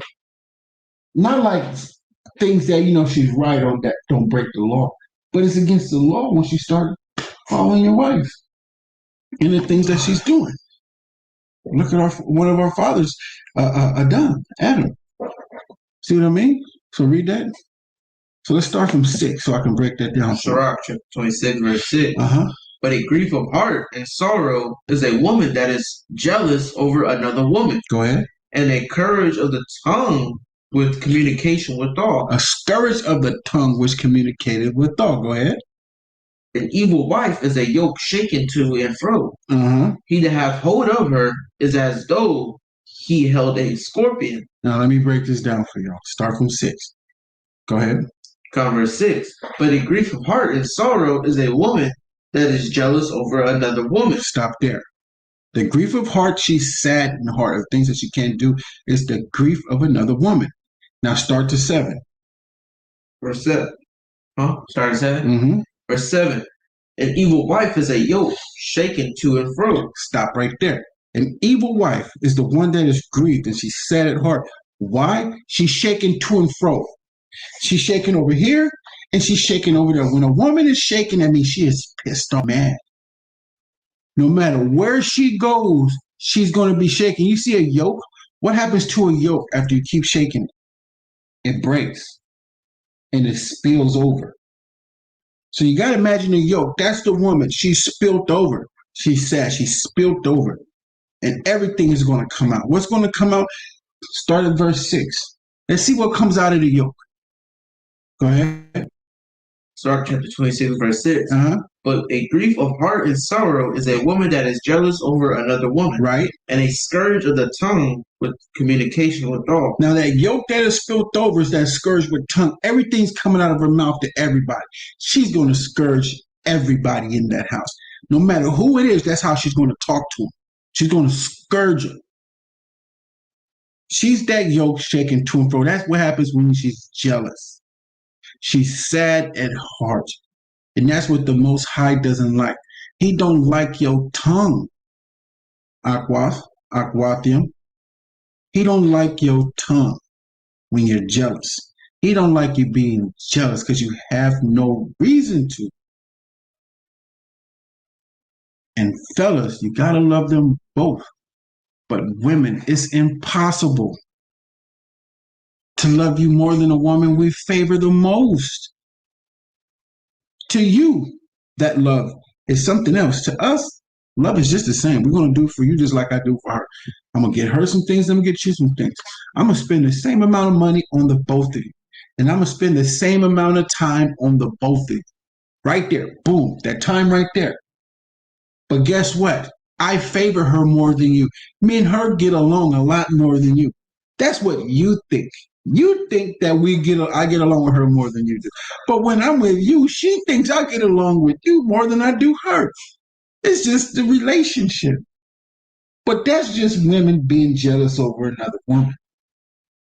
That's all that is. That's what she think the same thing you think, and you think the same thing she think. We're not worried about that. Leave us alone.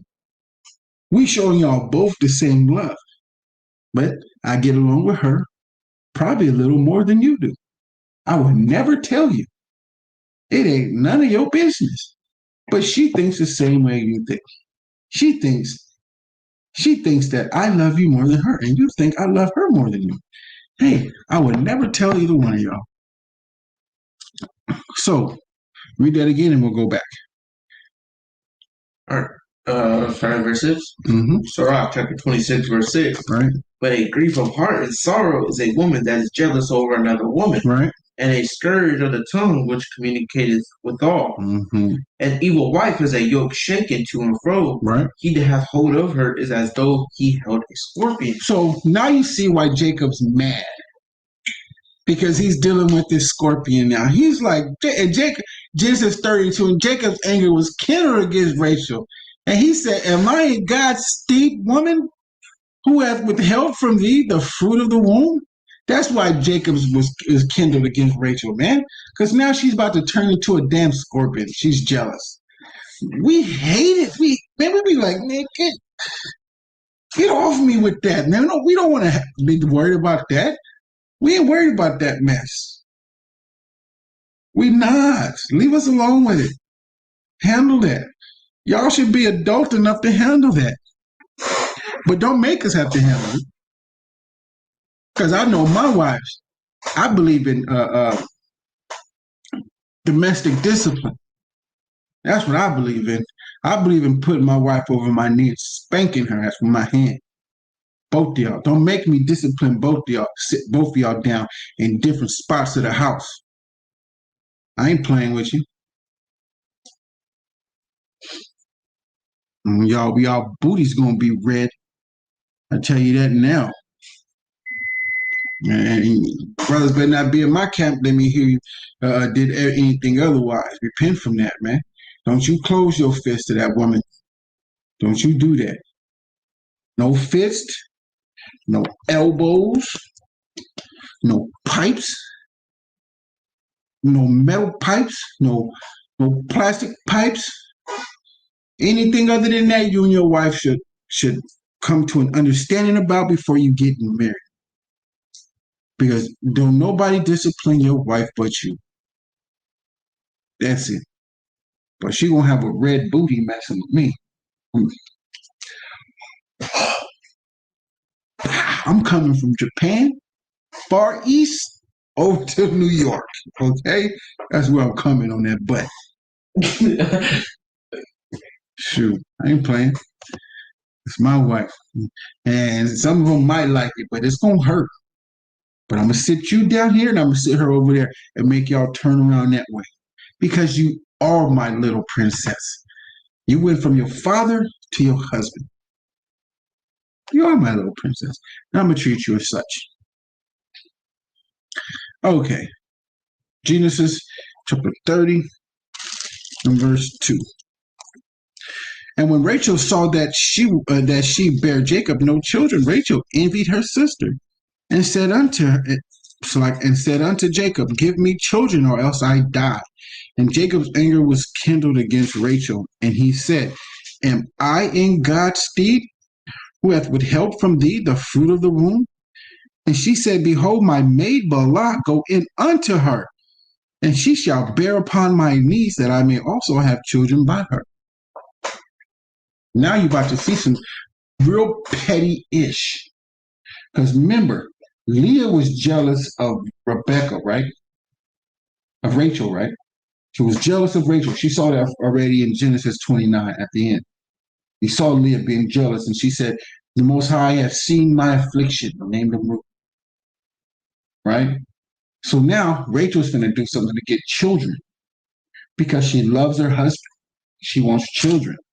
So Rachel's going to give Jacob her handmaid as a wife. Watch this Watch the stuff that women do. Watch this. Verse 4. And she gave him Bilhah her handmaid to wife.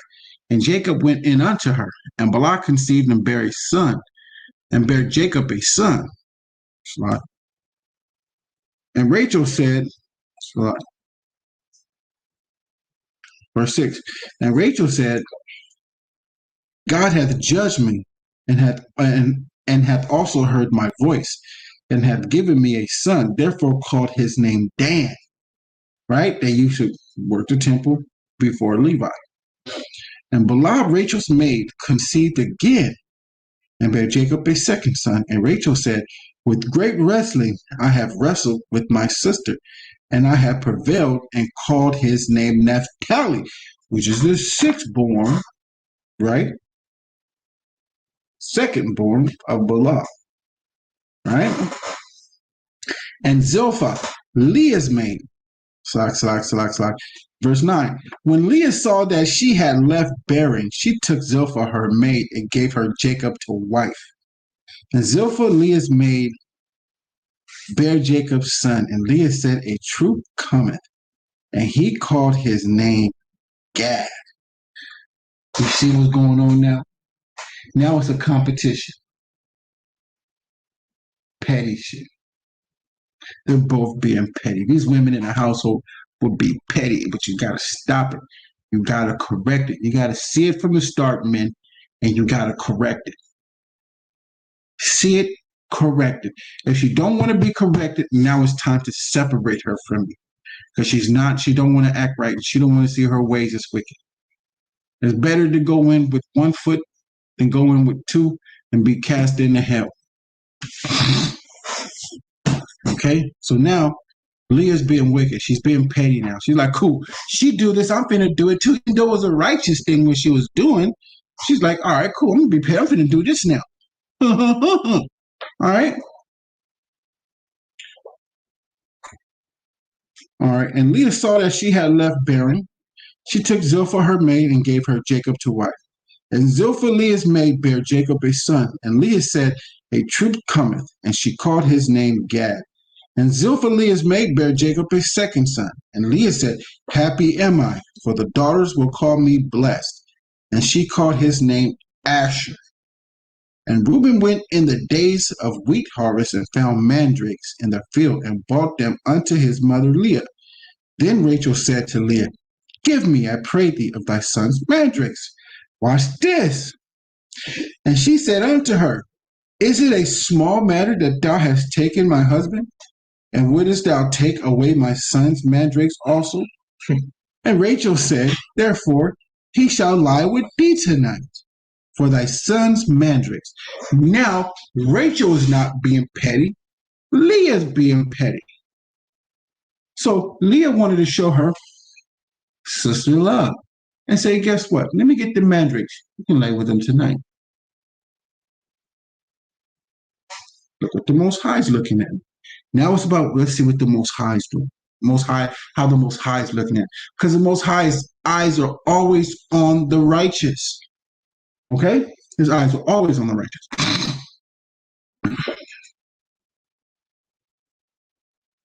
Rachel said, therefore he shall lie with thee tonight for thy son's mandrakes.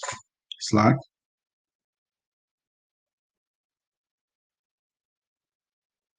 16. And Jacob came out of the field in the evening, and Leah went out to meet him and said, thou must come in unto me, for surely I have hired thee with my son's mandrakes. And he lied with her that night.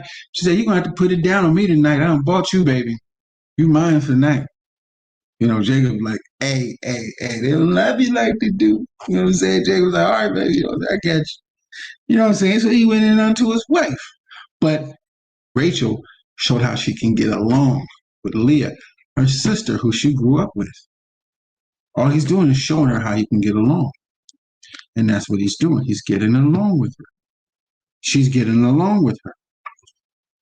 Verse 17, and God hearkened unto Leah, and she conceived and bare Jacob the fifth son. You see, the Most High just wanted them to get along from the beginning. Don't be petty. Don't be jealous of one another, and work together for the better. That's what the Most High is ultimately wanting the women to do for the men, is to work together, and he blesses you. And that's why the men have to see the problem right there, and we come through the scriptures and show you. Because a lot of women in these last days are going to have to be saved, going to have to do things that they don't want to not die for their reproach. They're going to have to do these things. These women in these last days, y'all going to have to do this right here because of your reproach and how you reproach things, or you're going to die. You're going to be put to death. Okay?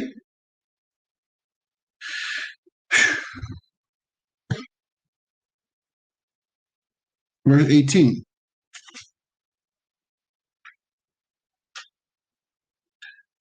And Leah said, God hath given me my hire, because I have given my maiden to my husband. And she called his name Issachar. We don't know who they are till today. I'm joking. Issachar right behind you, man. The so-called Mexicans today. And Leah conceived again and bare Jacob the sixth son. And Leah said, God hath endured me with good dowry. Now will my husband dwell with me, because I have borne him 6 sons. And she called his name Zebulun. All right. And afterwards she bare a daughter and called her name Dinah. And God remembered Rachel, and God hearkened to her and opened her womb. And she conceived and bare a son, and said, God hath taken away my reproach. All right. So let's go to an example I was talking about.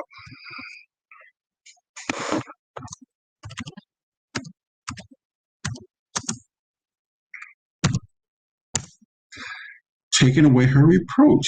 Why? She was exalting herself over her sister. She was basking in that stuff.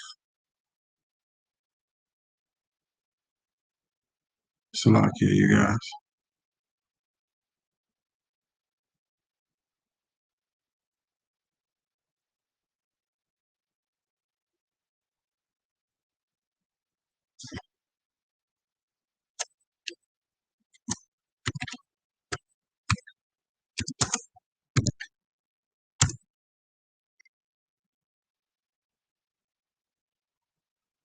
This is Isaiah 4:1. And in that day, 7 women shall take a hold of one man, saying, we will eat our own bread and wear our own apparel. Only let us be called by thy name, to take away our reproach. And in that day shall the branch of the Lord be beautiful and glorious, and the fruit of the earth shall be excellent and comely for them that are escaped of Israel. Right? Talking about that. Going to be beautiful, following the law and everything, not breaking no laws. And that's what we working for right now, is to break no law. None. Be above none. And understand the prophecies and things that are going on. All right. And it shall come to pass that he that is left in Zion and he that remaineth in Jerusalem shall be called holy, even everyone that is written among the living in Jerusalem. When the Lord shall have washed away the filth of the daughters of Zion, and shall have purged the blood of Jerusalem from the midst thereof by the spirit of judgment and by the spirit of burning, the spirit of the angel of judgment, which is Hamashiach Yahawashah. All right? That's what these women, for their reproach, just like Rachel, for her reproach and how she approached things, how she corrected things, how she was doing things. 7 women are going to take a hold of one man, because y'all won't do it now, because y'all got this world in y'all mind. Y'all better stop that. The Most High gonna purge it from you. And how he gonna purge it from you? By the blood of Jerusalem in the midst thereof. The filth of the daughters of Zion, he shall have purged the blood of Jerusalem from the midst thereof by the spirit of judgment. Hamashiach Yahushua will scare the hell out of you. Y'all gonna be scared. Y'all don't want that in that day, but you're gonna have to be scared like that to change. You're gonna have to make a decision in that day. Should I die, or should I do what I'm supposed to do? That's the decision you're gonna have to make. That's the decision. Should I die, or should I go cleave unto this man for my reproach? Y'all have a decision to make. And most of y'all are so proud that y'all gonna say, I'm gonna wait till that day. Well, guess what? It's a fearful thing to fall into the hands of the Lord. It's a fearful thing. Fearful thing to fall into the hands of the Most High. A fearful thing. I don't want that. So I'm going to straighten up and do what I'm supposed to do, and I advise y'all to do the same. All right, so let's go back.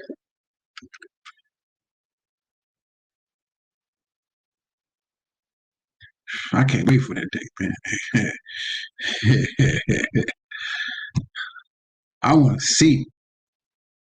First of all, Lahia, man, telling these stories. I want to see. I want to see it all. I want to see it happen. I want to see it, man. I have never seen anything that great before. I want to see it. I want to see Esau fall to his knees. I want to see him beg. I want to see him put in chains, man. I want to see everything. Whew. Phew.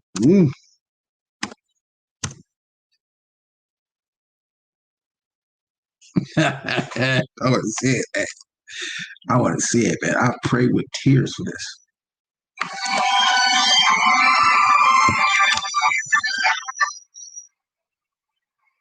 I prayed with tears for this. With tears have I prayed for this. And Lord willing, through Yahweh Bashem Mashiach Yahweh Shai, I get to see it in a healthy situation, in a healthy environment. I get to watch, I get to see. I pray to see it in a healthy environment, to get to watch and see, and nothing's wrong with me and the men that are around me. So, Genesis 30 and I stopped at 23.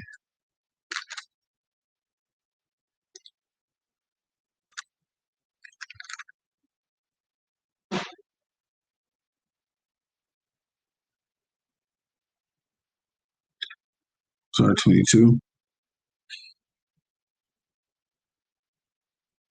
And this is Genesis chapter 30, verse 22. And God remembered Rachel, and God hearkened to her and opened her womb. And she conceived and bare a son, and said, God hath taken away my reproach.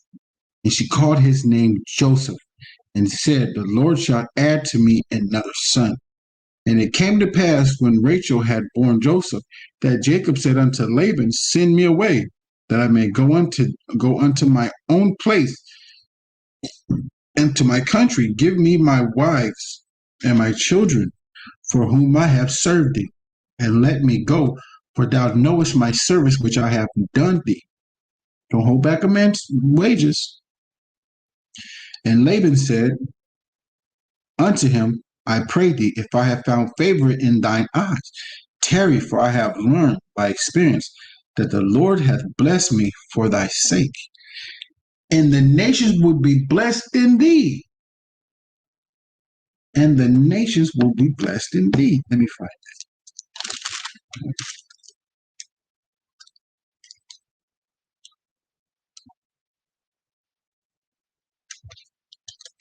Come on.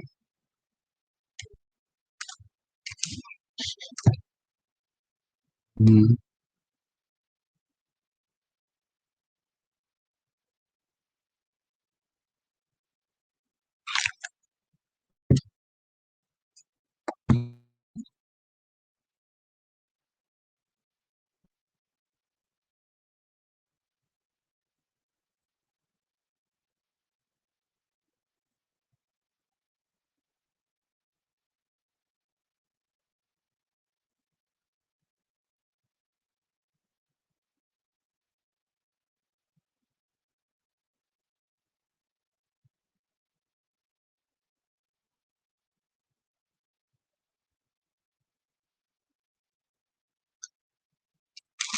So Genesis 22 and 18.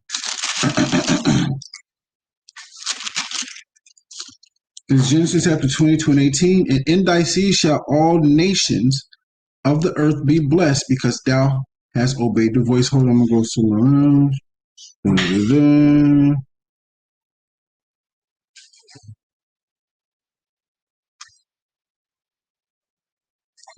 I remember that was already read that. So now, where's that in the nation shall be blessed in thee? We just read that. Even though that said it, but it was just in.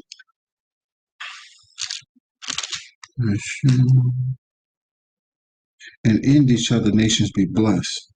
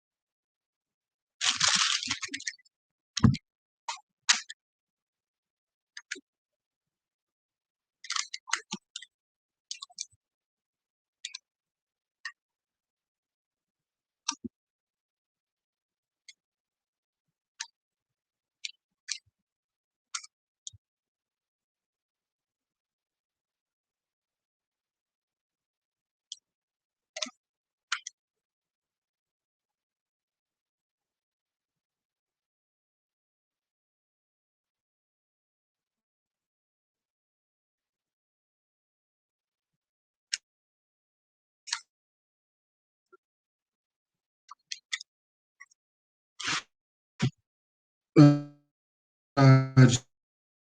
be blessed because I obeyed my voice. But it was somewhere else up here. I'll eventually run by it again. But Laban understood. Laban really understood. You know what I'm saying? He knew what he was doing. He knew what he was doing. Right?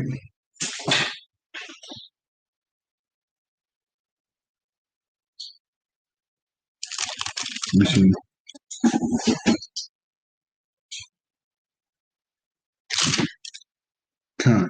Verse Genesis 30 and 27. And Laban said unto him, I pray thee, if I have found favor in thine eyes, tarry, for I have learned by experience that the Lord hath blessed me for thy sake. Right? And he said, appoint me thy wages, and I will give it. And he said unto him, Thou knowest how I have served thee, and how thy cattle was with me. For it was little which thou hadst before I came, and it is now increased unto a multitude. And the Lord hath blessed thee since my coming. And now, when shall I provide for my own house also? And he said, What shall I give thee? And Jacob said, Thou shalt not give me anything. If thou wilt do this thing for me, I will again feed and keep thy flock, and will pass through all thy flock today, removing from thence all the speckled and spotted cattle, and all the brown cattle among the sheep, and the spotted and speckled among the goats, and of such shall be my hire. So shall my righteousness answer for me in time to come, when it shall come for my hire before thy face. Salak Iyah.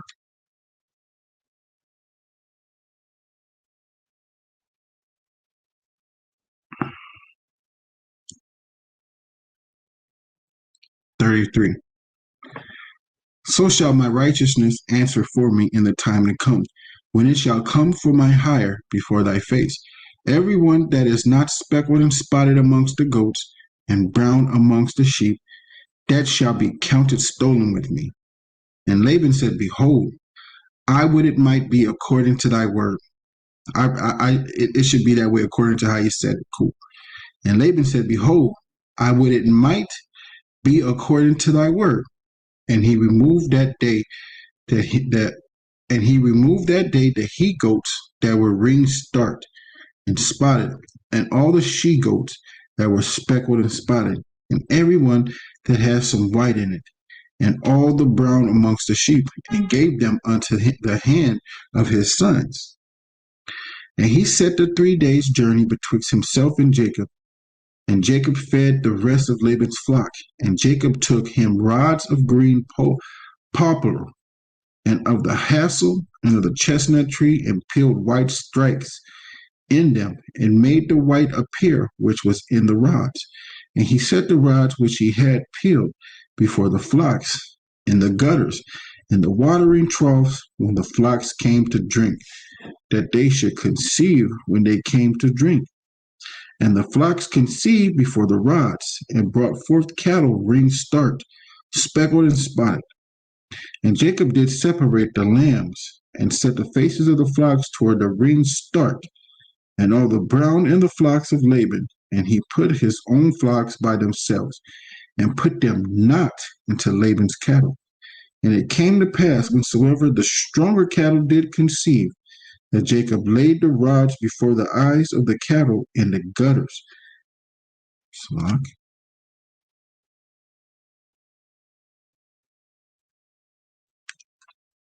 I didn't move this. Verse 40. And Jacob did separate the lambs, and set the faces of the flocks toward the ring start, and all the brown in the flock of Laban, and he put his own flocks by themselves, and put them not unto Laban's cattle. And it came to pass, whensoever the stronger cattle did conceive, that Jacob laid the rods before the eyes of the cattle in the gutters, that they might conceive among the rods. But when the cattle were feeble, he put them not in. So the feebler were Laban's, and the stronger Jacob's. And the men increased exceedingly, and had much cattle, and maidservants, and men servants, and camels, and asses. Ka'asharah, Debar Yahweh, Anayashai, Wanashemai. All that Yahweh said, what we doing here? All right.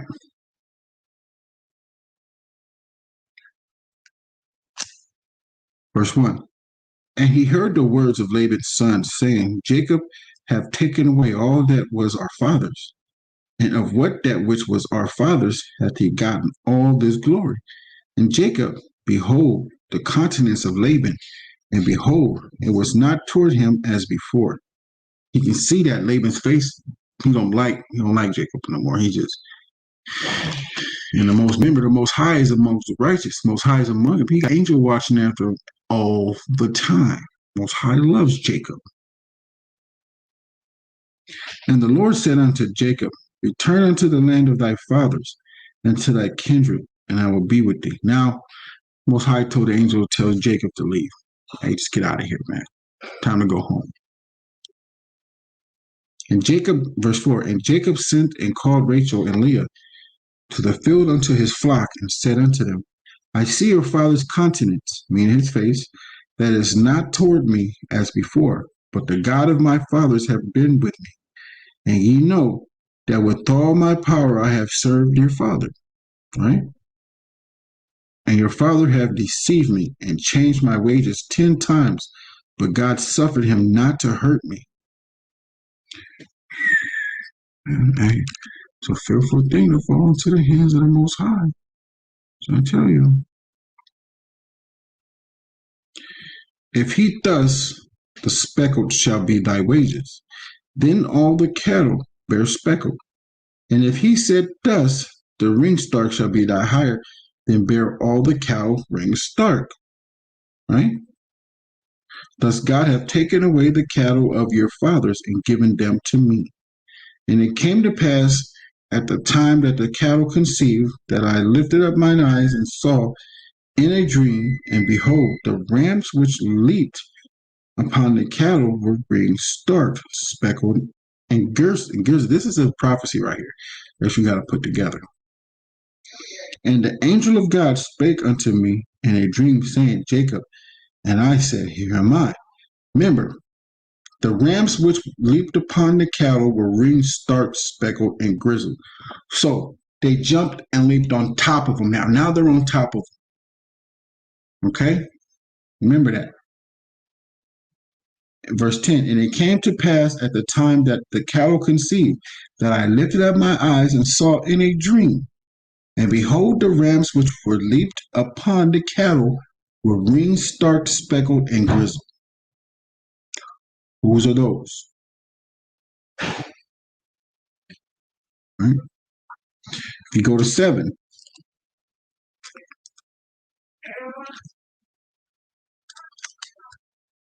verse 8, if he said thus, the speckled shall be thy wages, then all the cattle bear speckled. And if He said, thus the ring start shall be thy hire, then bear all the cattle ring start. Right? This is what we ought to figure out. I have taken away the cattle of your father and given them to me. It came to pass at the time that the cattle conceived that I lifted up my eyes and saw in a dream, and behold, the rams which leaped upon the cattle were ringed stark, speckled, and grizzled. And the angel of God spake unto me in a dream, saying, Jacob. And I said, Here I am.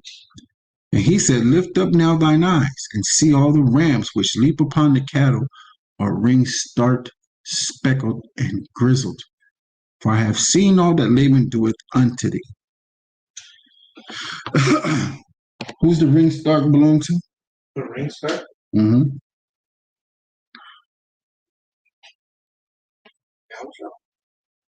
Just look up. You said the ring start? Yeah. Verse 12. And he said, Lift up now thine eyes, in verse 12, and see all the rams which leap upon the cattle are ring stark, speckled, and grizzled. For I have seen all that Laban doeth unto thee.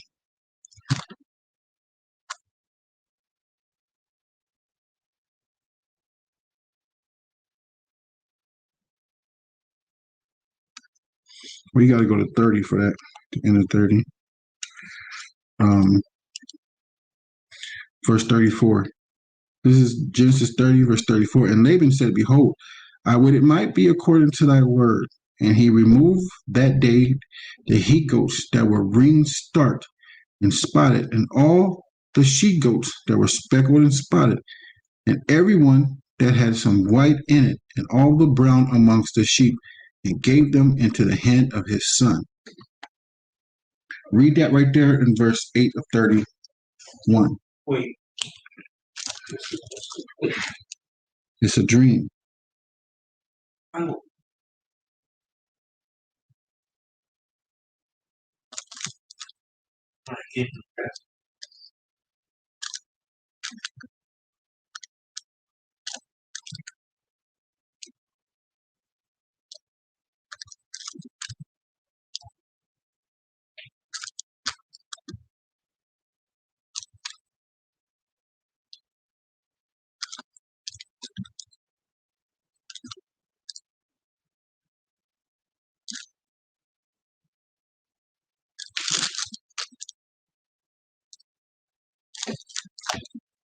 Hold on. Let me read this real quick and go back to it.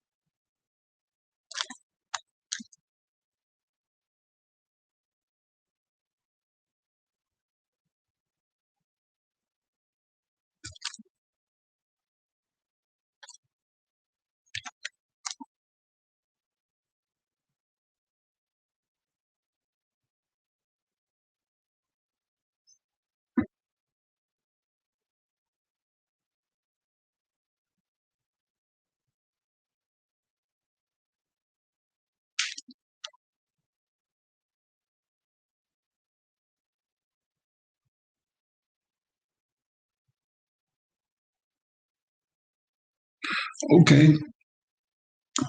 Genesis 31 and 8.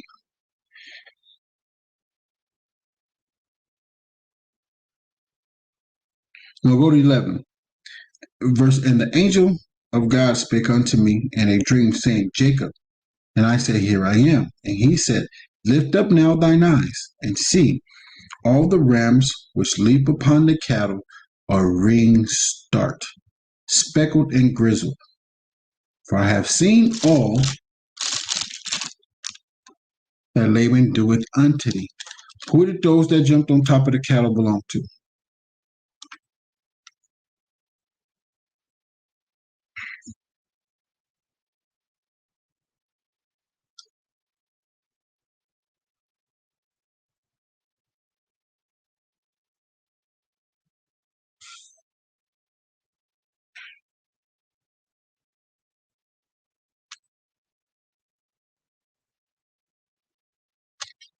I'm just asking you, who do the ring stark, speckled and grizzled belong to? Laban or Jacob?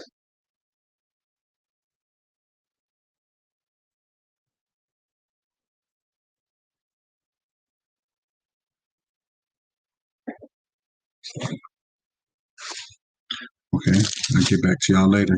You're not paying attention. Y'all gotta pay attention out here. If you don't know what's going on, it's happening because you're not paying attention. So let's start at verse 8 and continue. And he said thus, the speckle shall be thy wages, then all the cattle be speckled.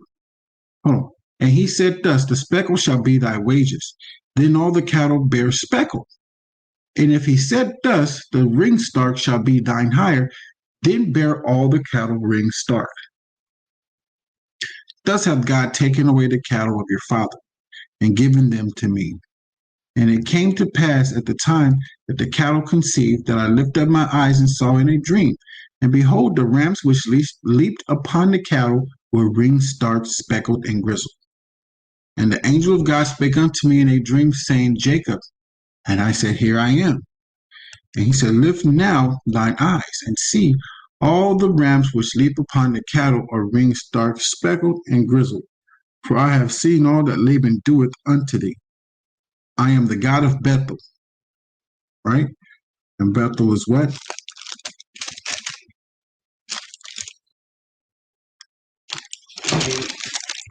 What is Bethel? The gate of The gate of the Most High. Where thou anointest a pillar, and where thou vowedest a vow unto me. Now arise, get thee out from this land, and return unto the land of thy kindred. And Rachel and Leah answered and said unto him, Is there yet any portion or inheritance for us in our father's house? Are we not counted of him strangers? For he hath sold us, and hath quit, devoured also our money. For all the riches which God hath taken from our father, that is ours, and our children's. Now then, whatsoever God hath said unto thee, do. Then Jacob rose up and set his sons and his wives upon the camels, and he carried away all his cattle and all his goods, which he had gotten, the cattle of his getting, which he had gotten in Padam Haram, were to go to Isaac for his father for his father in the land of Canaan.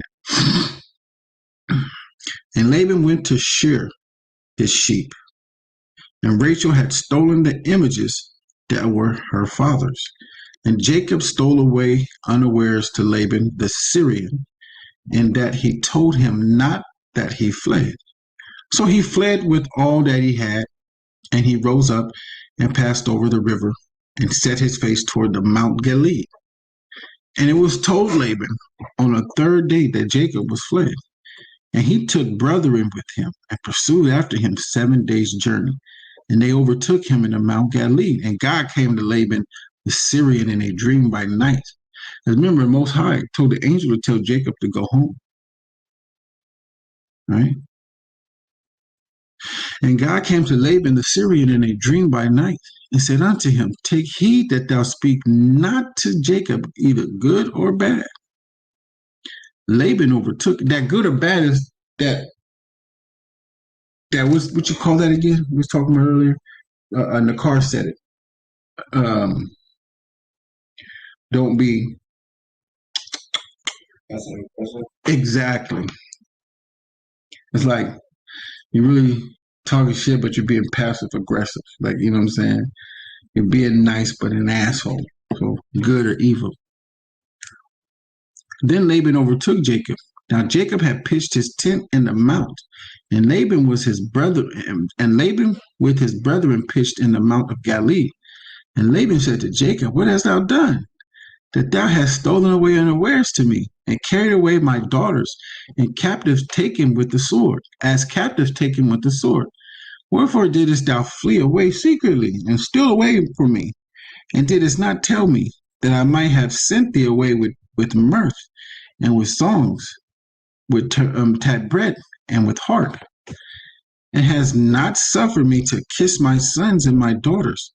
Thou hast now done foolishly in so doing. It is in the power of my hand to do you hurt. But the God of your fathers spake unto me yet yesterday night, saying, Take thou heed that thou speak not to Jacob either good or bad. And now, though thou wouldest needs to be gone, that he needs to be on his way, because thou sore longest after thy father's house, yet wherefore hast thou stole my gods? Now he's saying Jacob stole his gods. And Jacob did, unaware, why his wife did it. Those are the flesh of his flesh and the bones of his bones. Okay? And Jacob answered and said to Laban, Because I was afraid. For I said, Peradventure thou wouldest take me by force thy daughters from me. With whomsoever thou findest thy gods, let him not live. Before our brethren discern thou what is thine with me, and take it to thee. For Jacob knew not that Rachel had stole them. And Laban went into Jacob's tent, and into Leah's tent, and into the two maidservants' tent, but he found them not. Then went he out of Leah's tent and entered into Rachel's tent. Now Rachel had taken the images and put them in the camel's furniture and sat upon them. And Laban searched all the tent, but found them not. And she said to her father, Let it not displease my lord, that I cannot rise up before thee, for the custom of women is upon me. And he searched, but found not the images. Why? She said, I'm on my period. And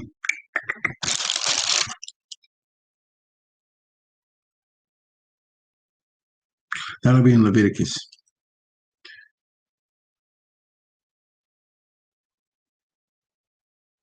Verse 36. And Jacob was wroth and chode with Laban. And Jacob answered and said to Laban, What is my trespass?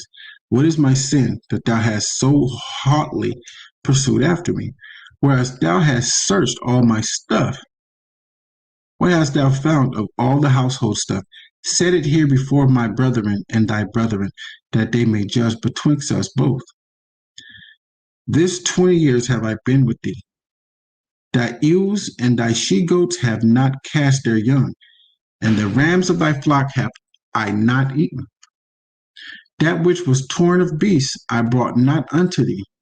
I bear the loss of it. Of my hand didst thou require it, whether stolen by day or stolen by night. Thus I was. In the day the drought consumed me, and the frost by night, and my sleep departed from my eyes. Thus have I been 20 years in thy house. I served thee 14 years for thy two daughters, and 6 years for thy cattle. And thou hast changed my wages 10 times. What is he doing? He was dealing falsely with his brother. Leviticus 19 and 11. 42. Except the God of my father, the God of Abraham, and the fear of Isaac had been with me, surely thou hadst sent me away now empty. God hath seen my affliction and the labor of my hands, and rebuked thee yesterday night. And Laban answered and said unto Jacob, These daughters are my daughters, and these children are my children, and these cattle are my cattle, and all that thou seest is mine. And what can I do this day unto these my daughters, or unto the children which they have borne? Now therefore, come thou, let us make a covenant, I and thou, and let it be for a witness between me and thee. And Jacob took a stone and set it up for a pillar. And Jacob said unto his brethren, Gather stones. And they took stones and made an heap, and they did eat thereupon the heap. And Laban called it Jagarshata, whatever how he said it. Let me see. He said it.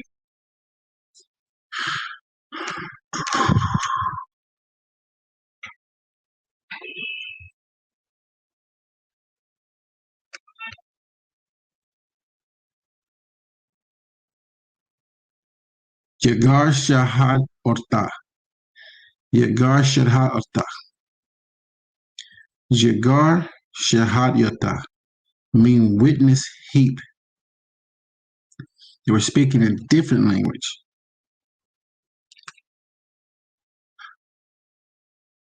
And Laban called it Jehoshaphat, but Jacob called it Galeed in a Paleo-Hebrew, meaning the same thing, witness to heap.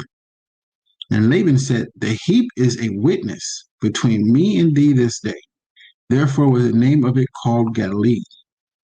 And Mizpah, okay, where am I at? That 41. I'm going to have to start reading from my book. 49. And Mizpah, for he said, the Lord watched between me and thee when we were absent one from another. If thou shalt afflict my daughters, or if thou shalt take other wives beside my daughters, no man is with us. God is witness betwixt me and thee. And Laban said to Jacob, behold this heap, and behold this pillar, which I have cast betwixt me and thee. This heap be witness, and this pillar be witness, that I will not pass over this heap to thee, and that thou shalt not pass over this heap and this pillar unto me for harm. So, and the day Jacob started taking other wives and everything, and whatever he do to his daughter, he can't come past that. He is a barrier. He can't do nothing to Jacob because they all belong to him. There's nothing he can do. When it all comes down to it, that's what he is saying. This day I can't pass it for her for nothing. For my daughters and everything I gave to you and my children, they bear his grandchildren and everything else, which are Jacob's children and everything else. He can't pass that heap for hurt to Jacob. And Jacob can't pass hurt to him for anything. If that was verse 50, hey, shut that door.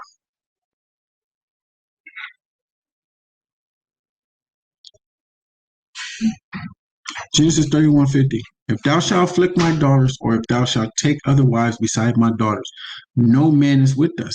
See, God is witness betwixt me and thee. And Laban said to Jacob, behold this heap, and behold this pillar, which I have cast betwixt me and thee.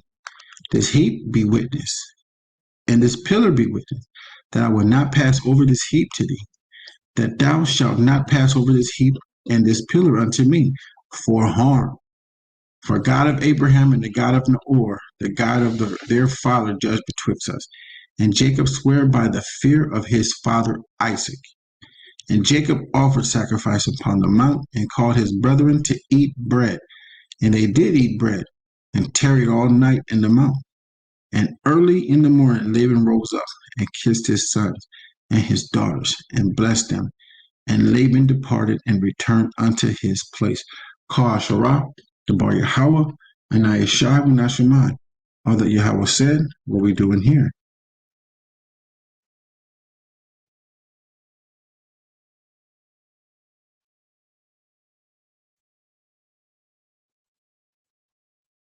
All right, now we're going 32 to verse 2.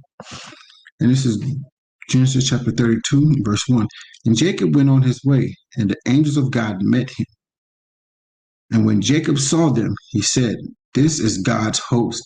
And he called the name of that place Mahanaim. How you pronounce it? Makanahayim, meaning two camps, two people. He saw the angels and him. He said, two people. He saw two people, two different people. They looked differently and they were different. He saw the angels of the Most High, the host, and it was him and his people. Two people, two camps he saw. All right. So now we go on to the prophets.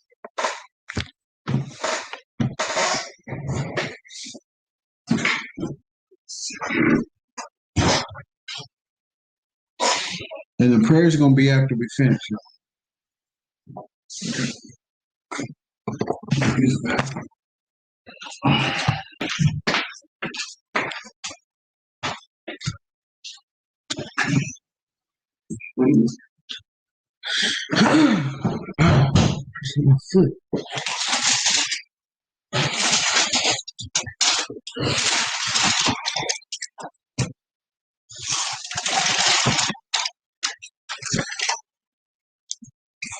Shalom, shalom. All right. Zachariah. All right. Saying back at it again with the prophets. You know what I'm saying? Because we don't stop, we never stop. And it's the thizzle. You feel me? Start the cam. Ooh, we're looking a little. Hold up. All right. You know what I'm saying? I'm growing the hair back out. You know what I'm saying? If y'all know, I had long hair before. I'm growing it back out though. You know what I'm saying? It's about that time. It's winter, so you know what I'm saying? You need some coverage. You know what I'm saying? You need some cover on your head. You won't be too cold. All right. So we're gonna be in Hosea. All right. And we know when we go to Hosea, it talks a lot. All right, it talks a lot about the Northern Kingdom. All right, because at that time, Northern Kingdom was just some wicked people, man. All right, they was just wicked, right? So I'm going to Hosea. All right.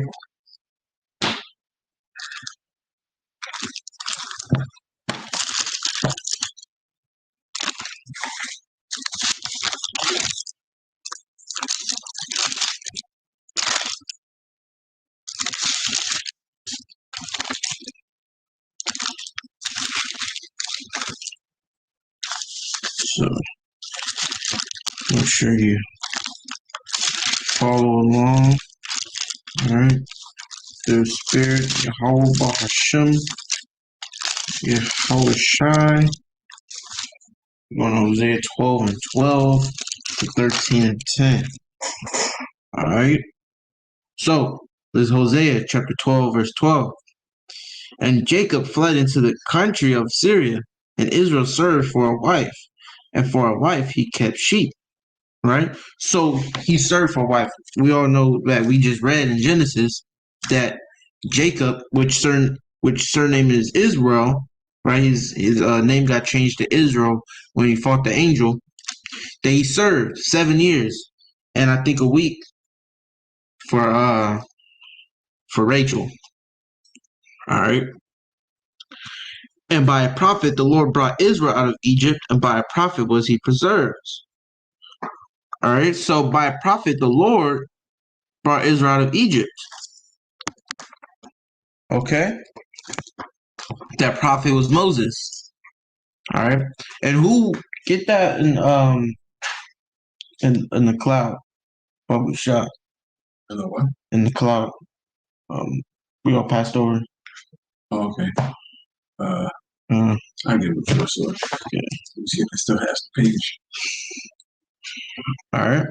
So by the prophet Moses, Yahweh Shai, all right, who you eagerly call Jesus Christ, all right, the Lord, our second in command under Yahweh, he helped Moses bring Israel out of Egypt. On the right hand. Come. Go ahead. This is 1 Corinthians chapter 10 and verse 1. Moreover, brethren, right? I would not that ye should be ignorant. I would not that ye should be ignorant. You should not be not known of the fact. Right? Go ahead. How that all our fathers were under the cloud, and all passed through the sea. Right? That we all passed through the sea under that cloud, that chariot, right? Go ahead. And were all baptized unto Moses in the cloud, right, and in the sea. Right. And did all eat the same spiritual meat. Right. And did all drink the same spiritual drink. Right. For they drank of that spiritual rock that followed them. That spiritual rock that followed them. Go ahead. And that rock was Christ. And that rock was Christ. So it is saying that Christ was the one that helped Moses bring Israel out of Egypt. And that fed in that spiritual meat and that spiritual drink. All right. They was getting that bread from Christ himself. Right. So is Christ in the Old Testament? God. All right. So verse 14, Ephraim provoked him to anger most bitterly. Therefore shall he leave his blood upon him, and his reproach shall the Lord return unto him. All right. So how did Ephraim provoke the Most High? All right, let's do his idols. All right. Ephraim always served idols, be all pure. All right, the calf. You know what I'm saying? They were serving his idols, which the person that led them into that was Rehoboam. All right, you know that story in I believe it's Samuel's. All right. So Hosea chapter 13, verse 1. When Ephraim spake, trembling, he exalted himself in Israel. But when he offended in Baal, he died. All right, Ephraim exalted himself. You know, said it was a powerful people. All right, they built up King Solomon's kingdom, right? But when they started going off, all right, and they started, saying serving these idols, they died. All right, they fell off, man. He that exalted himself will be abased. All right. Verse 2. And now they sin more and more. It said now, saying they did that. Now they sin more and more. Right. And have made them molten images of their silver and idols according to their own understanding. All of it the work of crafts of men. All right. They make these idols and they just go off and they serve no other but the Most High. Are you supposed to serve the Most High and that's it? Right? Verse and keep going. They say of them, let the men that sacrifice kiss the calves. Verse 3, therefore they shall be as the morning cloud, and as the early dew, it passeth away, and the chaff that is driven with the whirlwind out of the floor, and as the smoke out of the chimney. So in the morning, saying around 6 a.m., you see all the dew and everything. I say around, like right now, around like 5:20. 5:30, you see the dew and everything, and it's all foggy and stuff. And then later on, when the sun comes out, it all goes away. And that's how Ephraim was. They was keeping the law. It was keeping the law, and then boom, it went out the door. Just like when they left Syria, when they left the Assyrian captivity in Second Ezra, they went to that land, or they went to Arsareth, or which is now called America. They went to America, and then after that, they started going off. Right? It's like, Ephraim, they can't stay on a straight path, right? All right, but that's why, Hamashiach Yahushai, he died for us. All right. So that we can come back. All right, we get repentance. All right. Verse 4, yet I am the Lord thy God from the land of Egypt, and thou shalt know no God but me, for there is no Savior besides me. It says there's no Savior besides me. Who do we call the Savior? Yahushua Mashiach, right? The Yahushua means the Savior, right? Verse 5, I did know thee in the wilderness and in the land of great drought. According to their pastures, so were they filled. They were filled, and their heart was exalted. Therefore, they have forgotten me. Therefore have they forgotten me. Therefore I will be unto them as a lion, and as a leopard by the way will I observe them. Our lions and leopards, predators, right? Hunting for their prey. And that's how Yahweh Shai is going to be to our people, to the 2/3. Right? They do not come back to the law, statutes, and commandments of the Most High. Right? Verse 8, I will meet them as a bear that bereaved of her whelps. Bereaved is, saying, I just got the definition. Bereaved is, like something's been taken away, right? They were bereaved, like, saying we left. Right? We left the Most High, or we left His laws, and He wants us back, but we're not coming back. A lot of us aren't coming back. All right, bereaved of her whelps, and will rent the call of their heart, and there will I devour them like a lion. The wild beast shall tear them.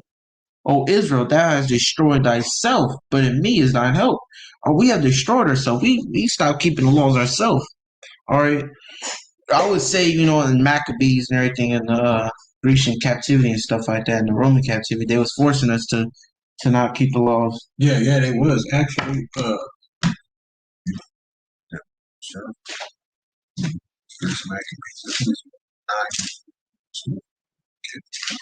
Keep talking,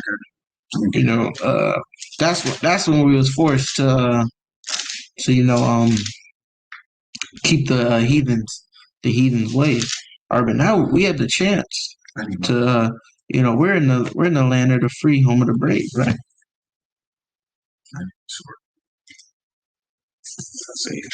Keep talking. It's like it. Okay. Just.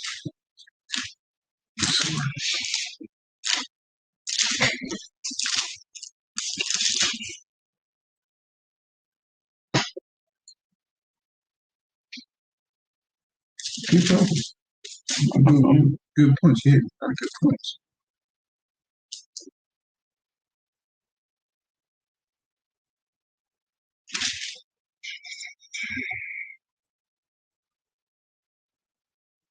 Okay,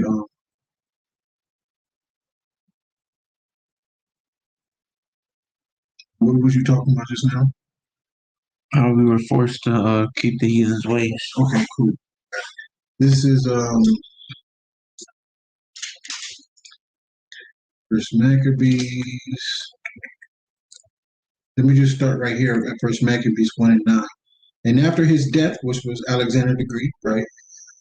They all put crowns upon themselves, so did their sons after them. In many years, and evils were multiplied in the earth. Why? Verse 10, and there came out of them a wicked root, Antiochus, surnamed Epiphanes, son of Antiochus, the king who had become an hostage at Rome. And he reigned in 137 years of the kingdom. So that's Antiochus. Now all these things are multiplying on the earth, but he was talking. Now here we go. In First Maccabees, chapter 1, verse 41. Moreover, King Antiochus wrote to the whole kingdom that all should be one people, which is a democracy, and everyone should leave his laws. So all the heathen agreed according to the commandment of the king. Yea, many of the Israelites consented to his religion and sacrificed unto idols and profaned the Sabbath. There you go. Where you at, Hosea, right? Yeah. You put the card in. Okay. All right. Verse 10. I will be thy king, where is any other that may save thee in all thy cities? Or it said, I will be thy king. Where is any other that saved thee in all thy cities? He said, I'm your king. Yahweh said, I'm your king. Where is anyone else that's going to save you? Right? You know what I'm saying? Besides me, no one else is going to save you.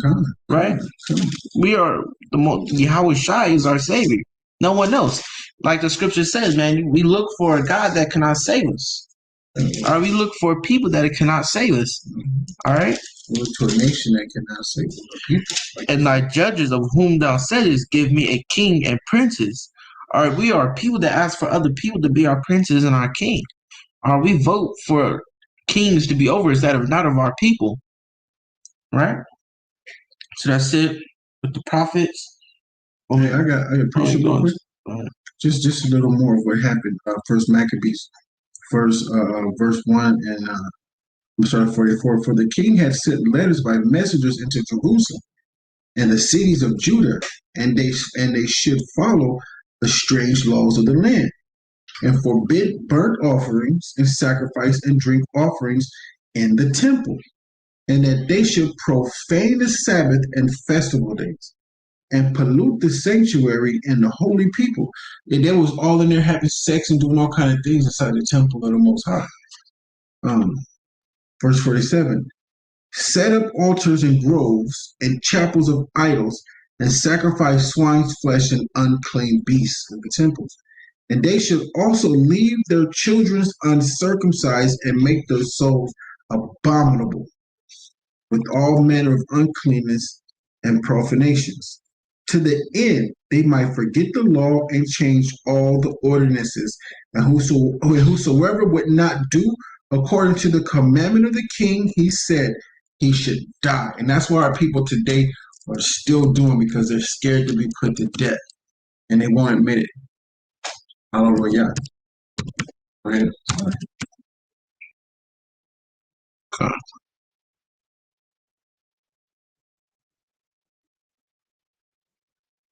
All right.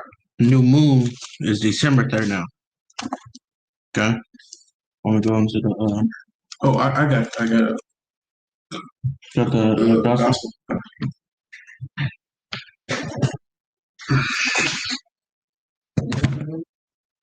December 3rd.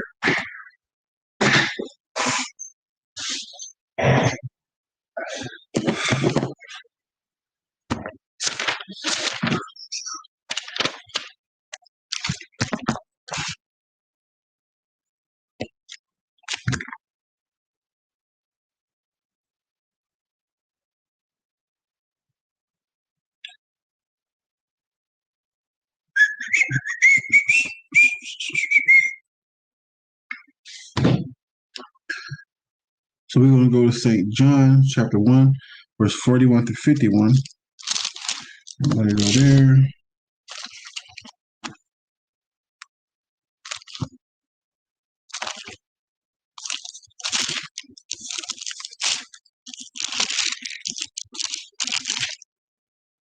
Whenever you learn through the precepts.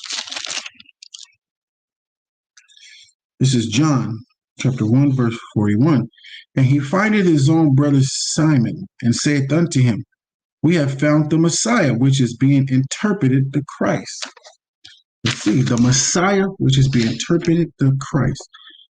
We have found, but the Messiah, which is interpreted the Christ. Okay? Let's see something real quick. Share the screen.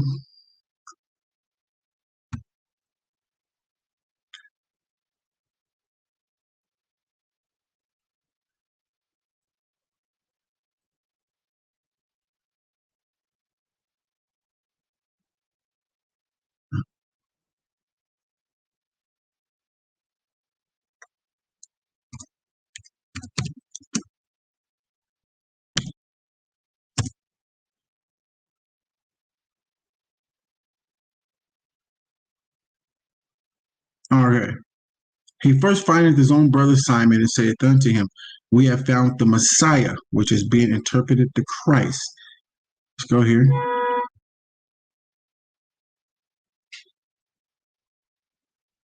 We have found the Hamashiach, the anointed. It's Hamashiach in a Paleo Hebrew, means anointed. We have found the anointed, right? Messiah, which is Hamashiach. They say Messiah in the Greek. It's not the Paleo Hebrew. Hold on. We have found Hamashiach, which is being interpreted the Christ. In Greek is Christ. So when y'all say I love Christ, you're saying I love the anointed, but you're not saying his name. Okay?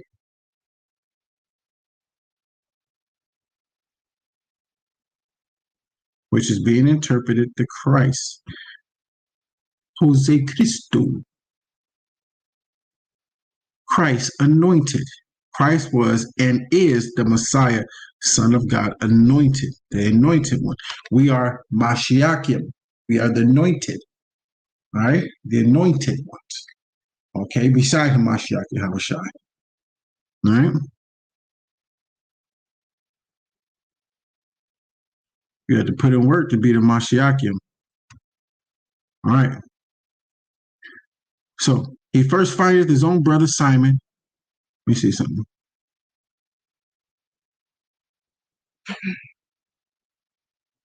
Who said in verse 39, he saith unto them, Come and see. They came and saw where he dwelt, and abode with him that day, for it was about the 10th hour. It was dwelling with Yahushua HaMashiach.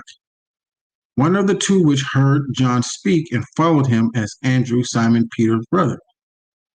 He first findeth his own brother Simon, and saith unto him, We have found the Messiah, which is being interpreted the Christ, and brought him unto Yahushua, which is Jesus the anointed, and brought him unto the anointed, which is Yahushua the deliverer. And when Mashiach beheld him, he said, Thou art Simon the son of Jonah. Thou shalt be called Cephas, which is by interpretation a stone. The day following, Jesus would go forth into Galilee, and findeth Philip, and saith unto him, Follow me. Now Philip was of Bethsaida, the city of Andrew and Peter. And Philip findeth Nathanael, and saith unto him, We have found him, of whom Moses in the law and the prophets did write, Jesus of Nazareth, son of Joseph. Jesus of Nazareth, the son of Joseph.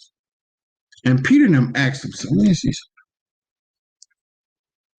I'm not even going to go there. But verse 45, Philip finding Nathanael saith unto him, We have found him of whom Moses in the law and the prophets did right. This is the New Testament, showing you that he was in the law. First 5 books of the Bible, right? And in the prophets, right? Who Moses and the law and the prophets did right. Mashiach, Yahweh Shai of Nazareth, the son of Joseph. And Nathanael said unto him, and let me see real quick.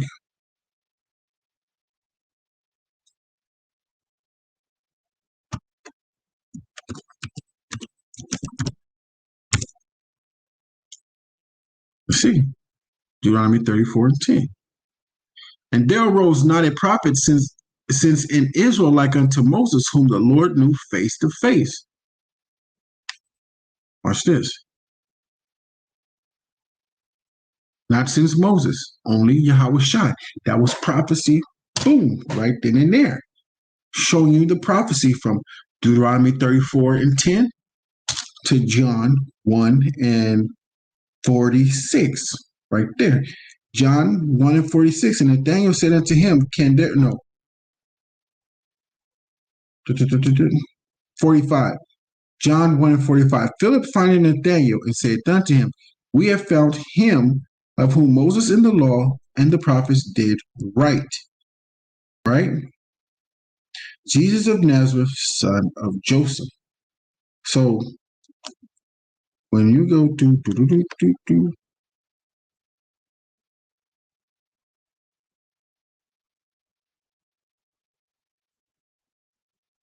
let me get that for you.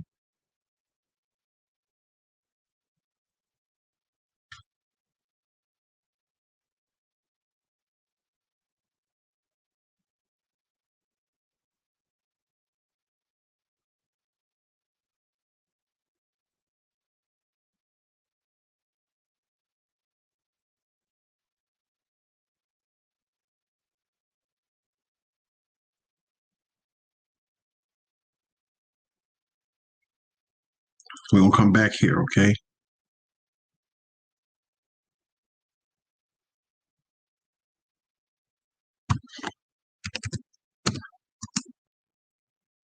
Because y'all don't know y'all don't know Christ like y'all think y'all know.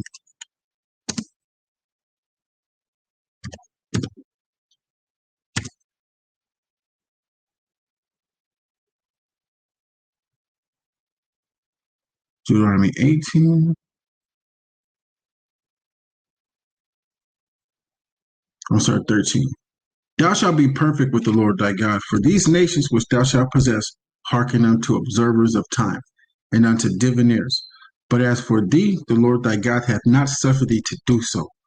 This is Moses talking. The Lord thy God hath raised up unto thee a prophet from the midst of thee, of thy brethren like unto me. Unto him ye shall hearken. All right. So who is that? Was it Joseph? Let's find out. Not. Watch this. Wasn't Joseph.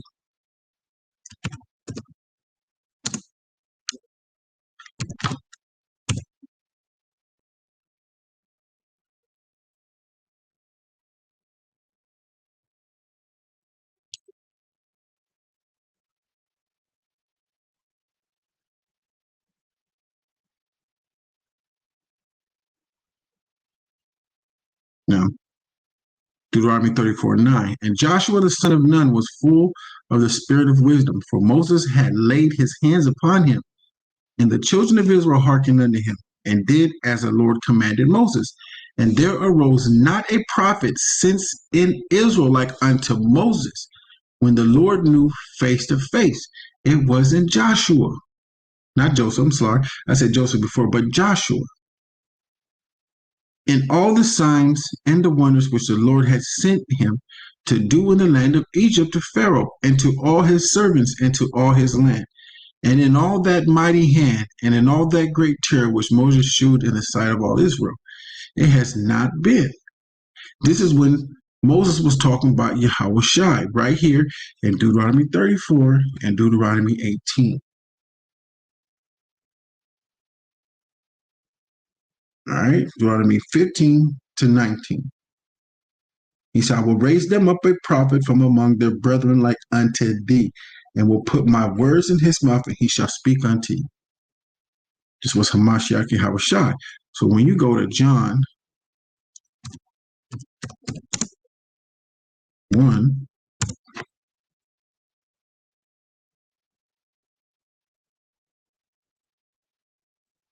and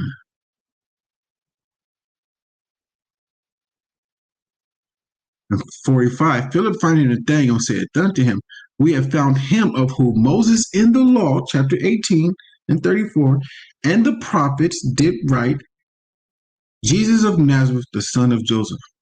And Nathanael said unto him, can there be any good come out of Nazareth? Philip said unto him, come and see. Right? Verse 47. Jesus saw Nathanael coming to him and saith of him, behold, an Israelite indeed of whom is no guile. He don't no deceit in this conversation. There's no deceit, no guile. He has no guile. He's not coming to deceive you. He's coming with straight talking and everything. He don't play like that. Nathanael said unto him, whence comest thou me? Nathanael said unto him, whence comest thou me? Like, when did you see me? Jesus answered and said unto him, before that Philip called thee, when thou was under the fig tree, I saw thee.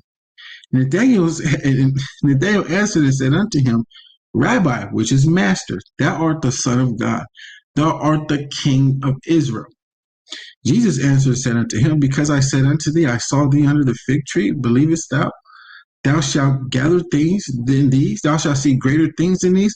Why did he believe him? Because he was under the fig tree and he saw that he wasn't there. But Yahushua saw him.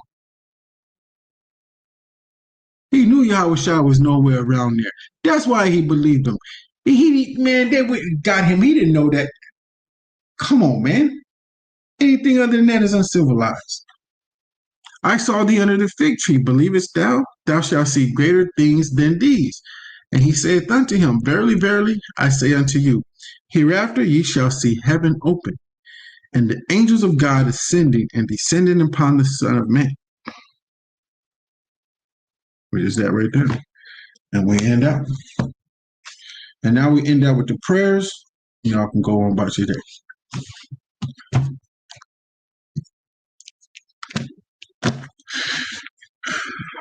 Let me get out of this.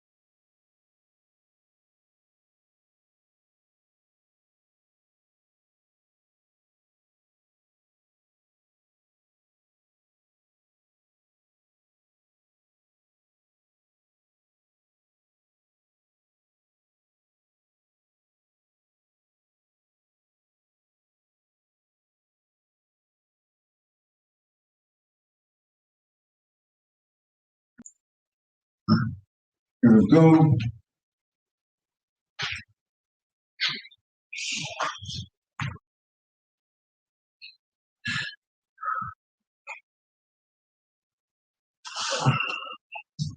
All right.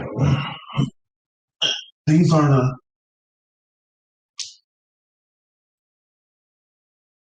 Yahweh Shai prayer from the book of Matthew, chapter 6, verse 13. And it goes, Abanam, Shabbat Shemayim, Kodash, Hayah, Shibka, Yahweh, Malach Bakah, Taba'ah, Ratazaka, Hayah, Aisha, Ratazah, Kahayah, Hashemayim.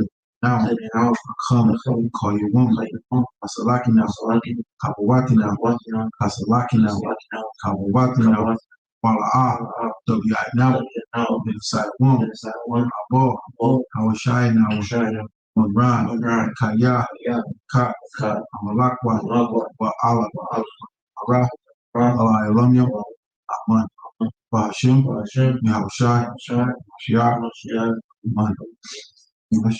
Our Father, which art in heaven, hallowed be thy name. Yahweh, thy kingdom come, thy will be done, here on earth, as it is in heaven. Give us this day our daily bread, and forgive us our debts, as we forgive our debtors, and lead us not into temptation, but deliver us from evil. Thine is the kingdom, and the power, and the glory, forever. Amen. Shem, Yahushua, Mashiach, Amen. Padre nuestro que estás en el cielo, santificado sea tu nombre. Hágase tu voluntad en la tierra como en el cielo. Danos hoy nuestro pan de cada día. Perdona nuestras ofensas como también nosotros perdonamos a los que nos ofenden. No nos dejes caer en la tentación. Mashiach, Yahushua, Mashiach, Amen.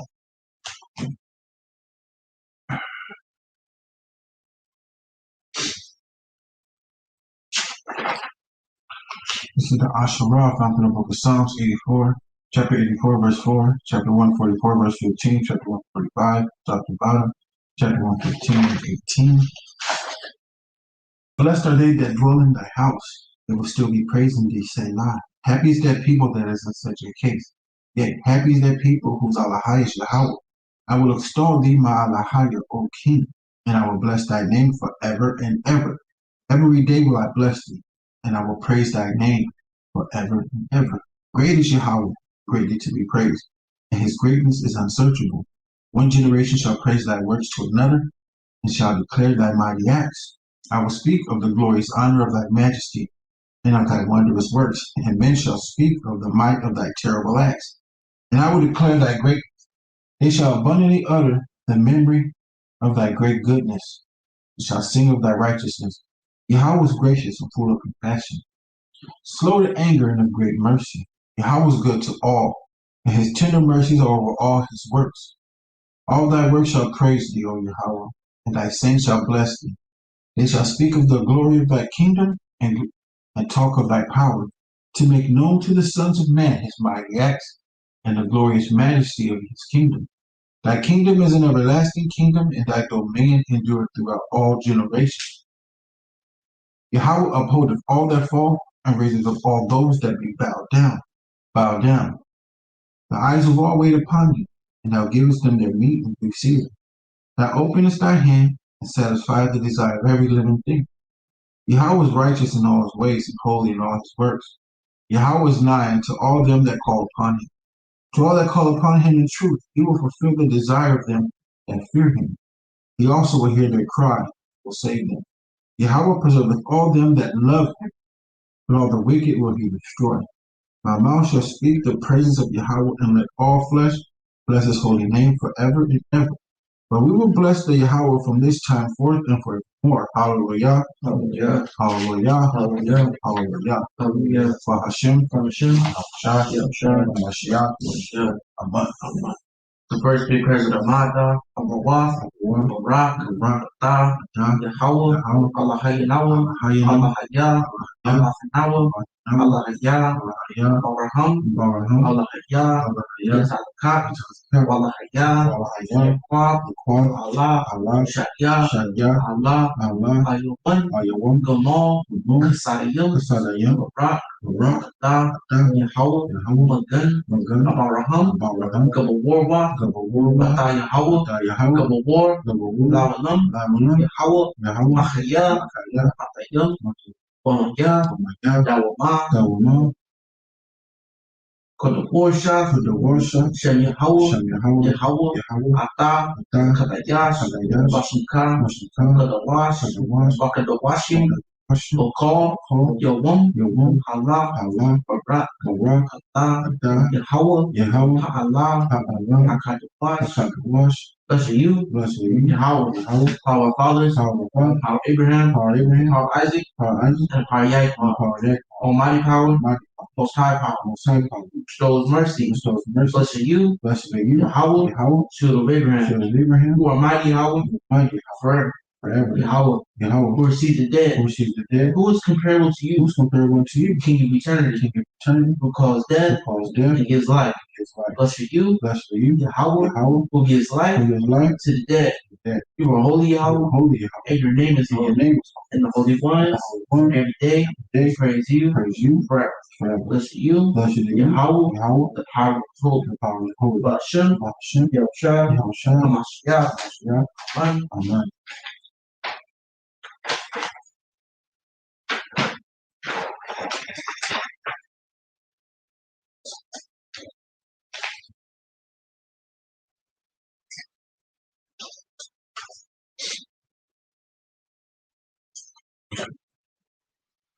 This is a psalm for the Shabbat day. It is a good thing to give thanks unto Yahweh, to sing praises unto thy name, O Most High, to shoot forth thy loving kindness in the morning, and thy faithfulness every night, upon an instrument of 10 strings, and upon a palisade, upon the harp with a solemn sound. For thou, Yahweh, hast made me glad through thy works. I will triumph in thy works of thy hands. Yahweh, how great are thy works, and thy thoughts are very deep. A brutish man knoweth not, neither doeth a fool understand it. When the wicked spring as the grass, and when all the workers of iniquity do flourish, it is that they shall be destroyed forever. But thou, Yahweh, art most high forevermore. Lo, thy enemies, Yahweh, for lo, thy enemies shall perish. All the workers of iniquity shall be scattered. But my horn shalt thou exalt like the horn of a unicorn. I shall be anointed with fresh oil. My eye also shall see my desire of my enemies. My ears shall hear my desire of the wicked that rise up against me. The righteous shall flourish like the palm tree. He shall grow like a cedar in Lebanon. Those that be planted in the house of Yahweh shall flourish in the courts of our Alahai. They shall still bring forth fruit in old age. They shall be fat and flourishing, to shew that Yahweh is upright. He is my rock, and there is no unrighteousness in him. Hallelujah. Hallelujah, Hallelujah. Hallelujah, Hallelujah. Hallelujah, Bahashim. Yahushua. Mashiach. Mashiach, Amen. This is the Ayanah. It is our duty to praise the Master of all, to ascribe greatness to the author of creation, who has not made us like the nations of the lands, nor placed us like the families of the earth, who has not made our portion like theirs, nor our destiny like all their multitudes. For they worship vanity and emptiness, and pray to a God who cannot save. But we bow and worship and thank the Supreme King of Kings, the Holy One. Blessed be He who extends the heavens and establishes the earth, whose throne of glory is in the heavens above, and whose power's presence is in the highest of heights. He is our God, there is no other. Truly He is our King, there is none else. As it is written in the Torah, you shall know and take to heart this day, that Yahweh is Elohim, in the heavens above and on the earth below. There is no other. Hallelujah. Hallelujah, Hallelujah. Hallelujah, Hallelujah. Hallelujah, Bahashim. Hashem, Yahushua. Yahushua, Mashiach. Mashiach, Amen. Shema Yasharala Yahweh Ahayinawa Yahweh Achad Shema Yasharala Yahweh Ahayinawa Yahweh Achad Shema Yasharala Yahweh Yahweh, Yahweh, Shema, Yasharala, Yahweh, Allah, Yahweh, Yahweh, Achad, Jerusalem, Yahweh, Khan.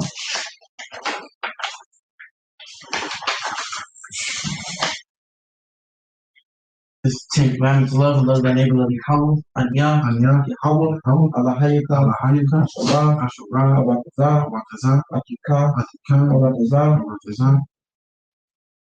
Abatium, La'a, Yahaya, Laka, Alahaya, Karim, Apanya, La'a, La'asha, Pakal, Laka, Paso, Wala'a, Ta'ibadam, La'a, Dalakorka,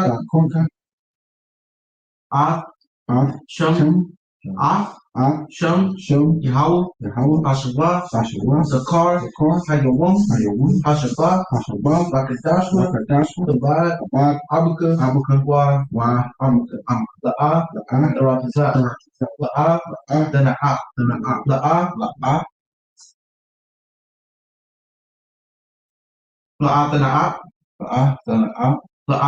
La'a, Dagana, Dana'a, Shakur, La'a, Dakama, Ko, Ashura, La'araika. First greatest commandments. Hear Israel, Yahweh our God, Yahweh is one. I shall love Yahweh thy God with all thy heart, all thy soul, with all thy might. Second greatest commandments. Ra'aita la'ata poma la'ata tar afanya anka wa'apata la'ra'aita kama waka'ana Yahweh. Thou shalt not avenge nor bear any grudge against the children of thy people, but shall love thy neighbor as thyself, and Yahweh. I did like half of this one, like 5 minutes. I gave you a spiritual thing. Pretty cool. Alright, this is Zark 1 Hasha'ah, memorial of the woman. Now when Yahweh Shai was in Bethany in the house of Simon the leper, there came unto him a woman having an alabaster box of very precious ointment, and poured it on his head as he sat at meat. But when his disciples saw it, they had indignation, saying, to what purpose is this waste? For this ointment might have been sold for 300 pence when his wages became poor. When Yahweh Shai understood, he said unto them, why trouble you the woman? For she hath brought a good work upon me. For ye have the poor always with you, but me have not always. For that she hath poured this ointment on my body, she did it for my burial. Verily I say unto you, wheresoever this gospel shall be preached in the whole world, there shall also this, that this woman hath done be told from a memorial of her. Hallelujah. Hallelujah. Hallelujah. Hallelujah. Hallelujah. Hallelujah. Hashem. Hashem. Hashem. Hashem. Mashiach.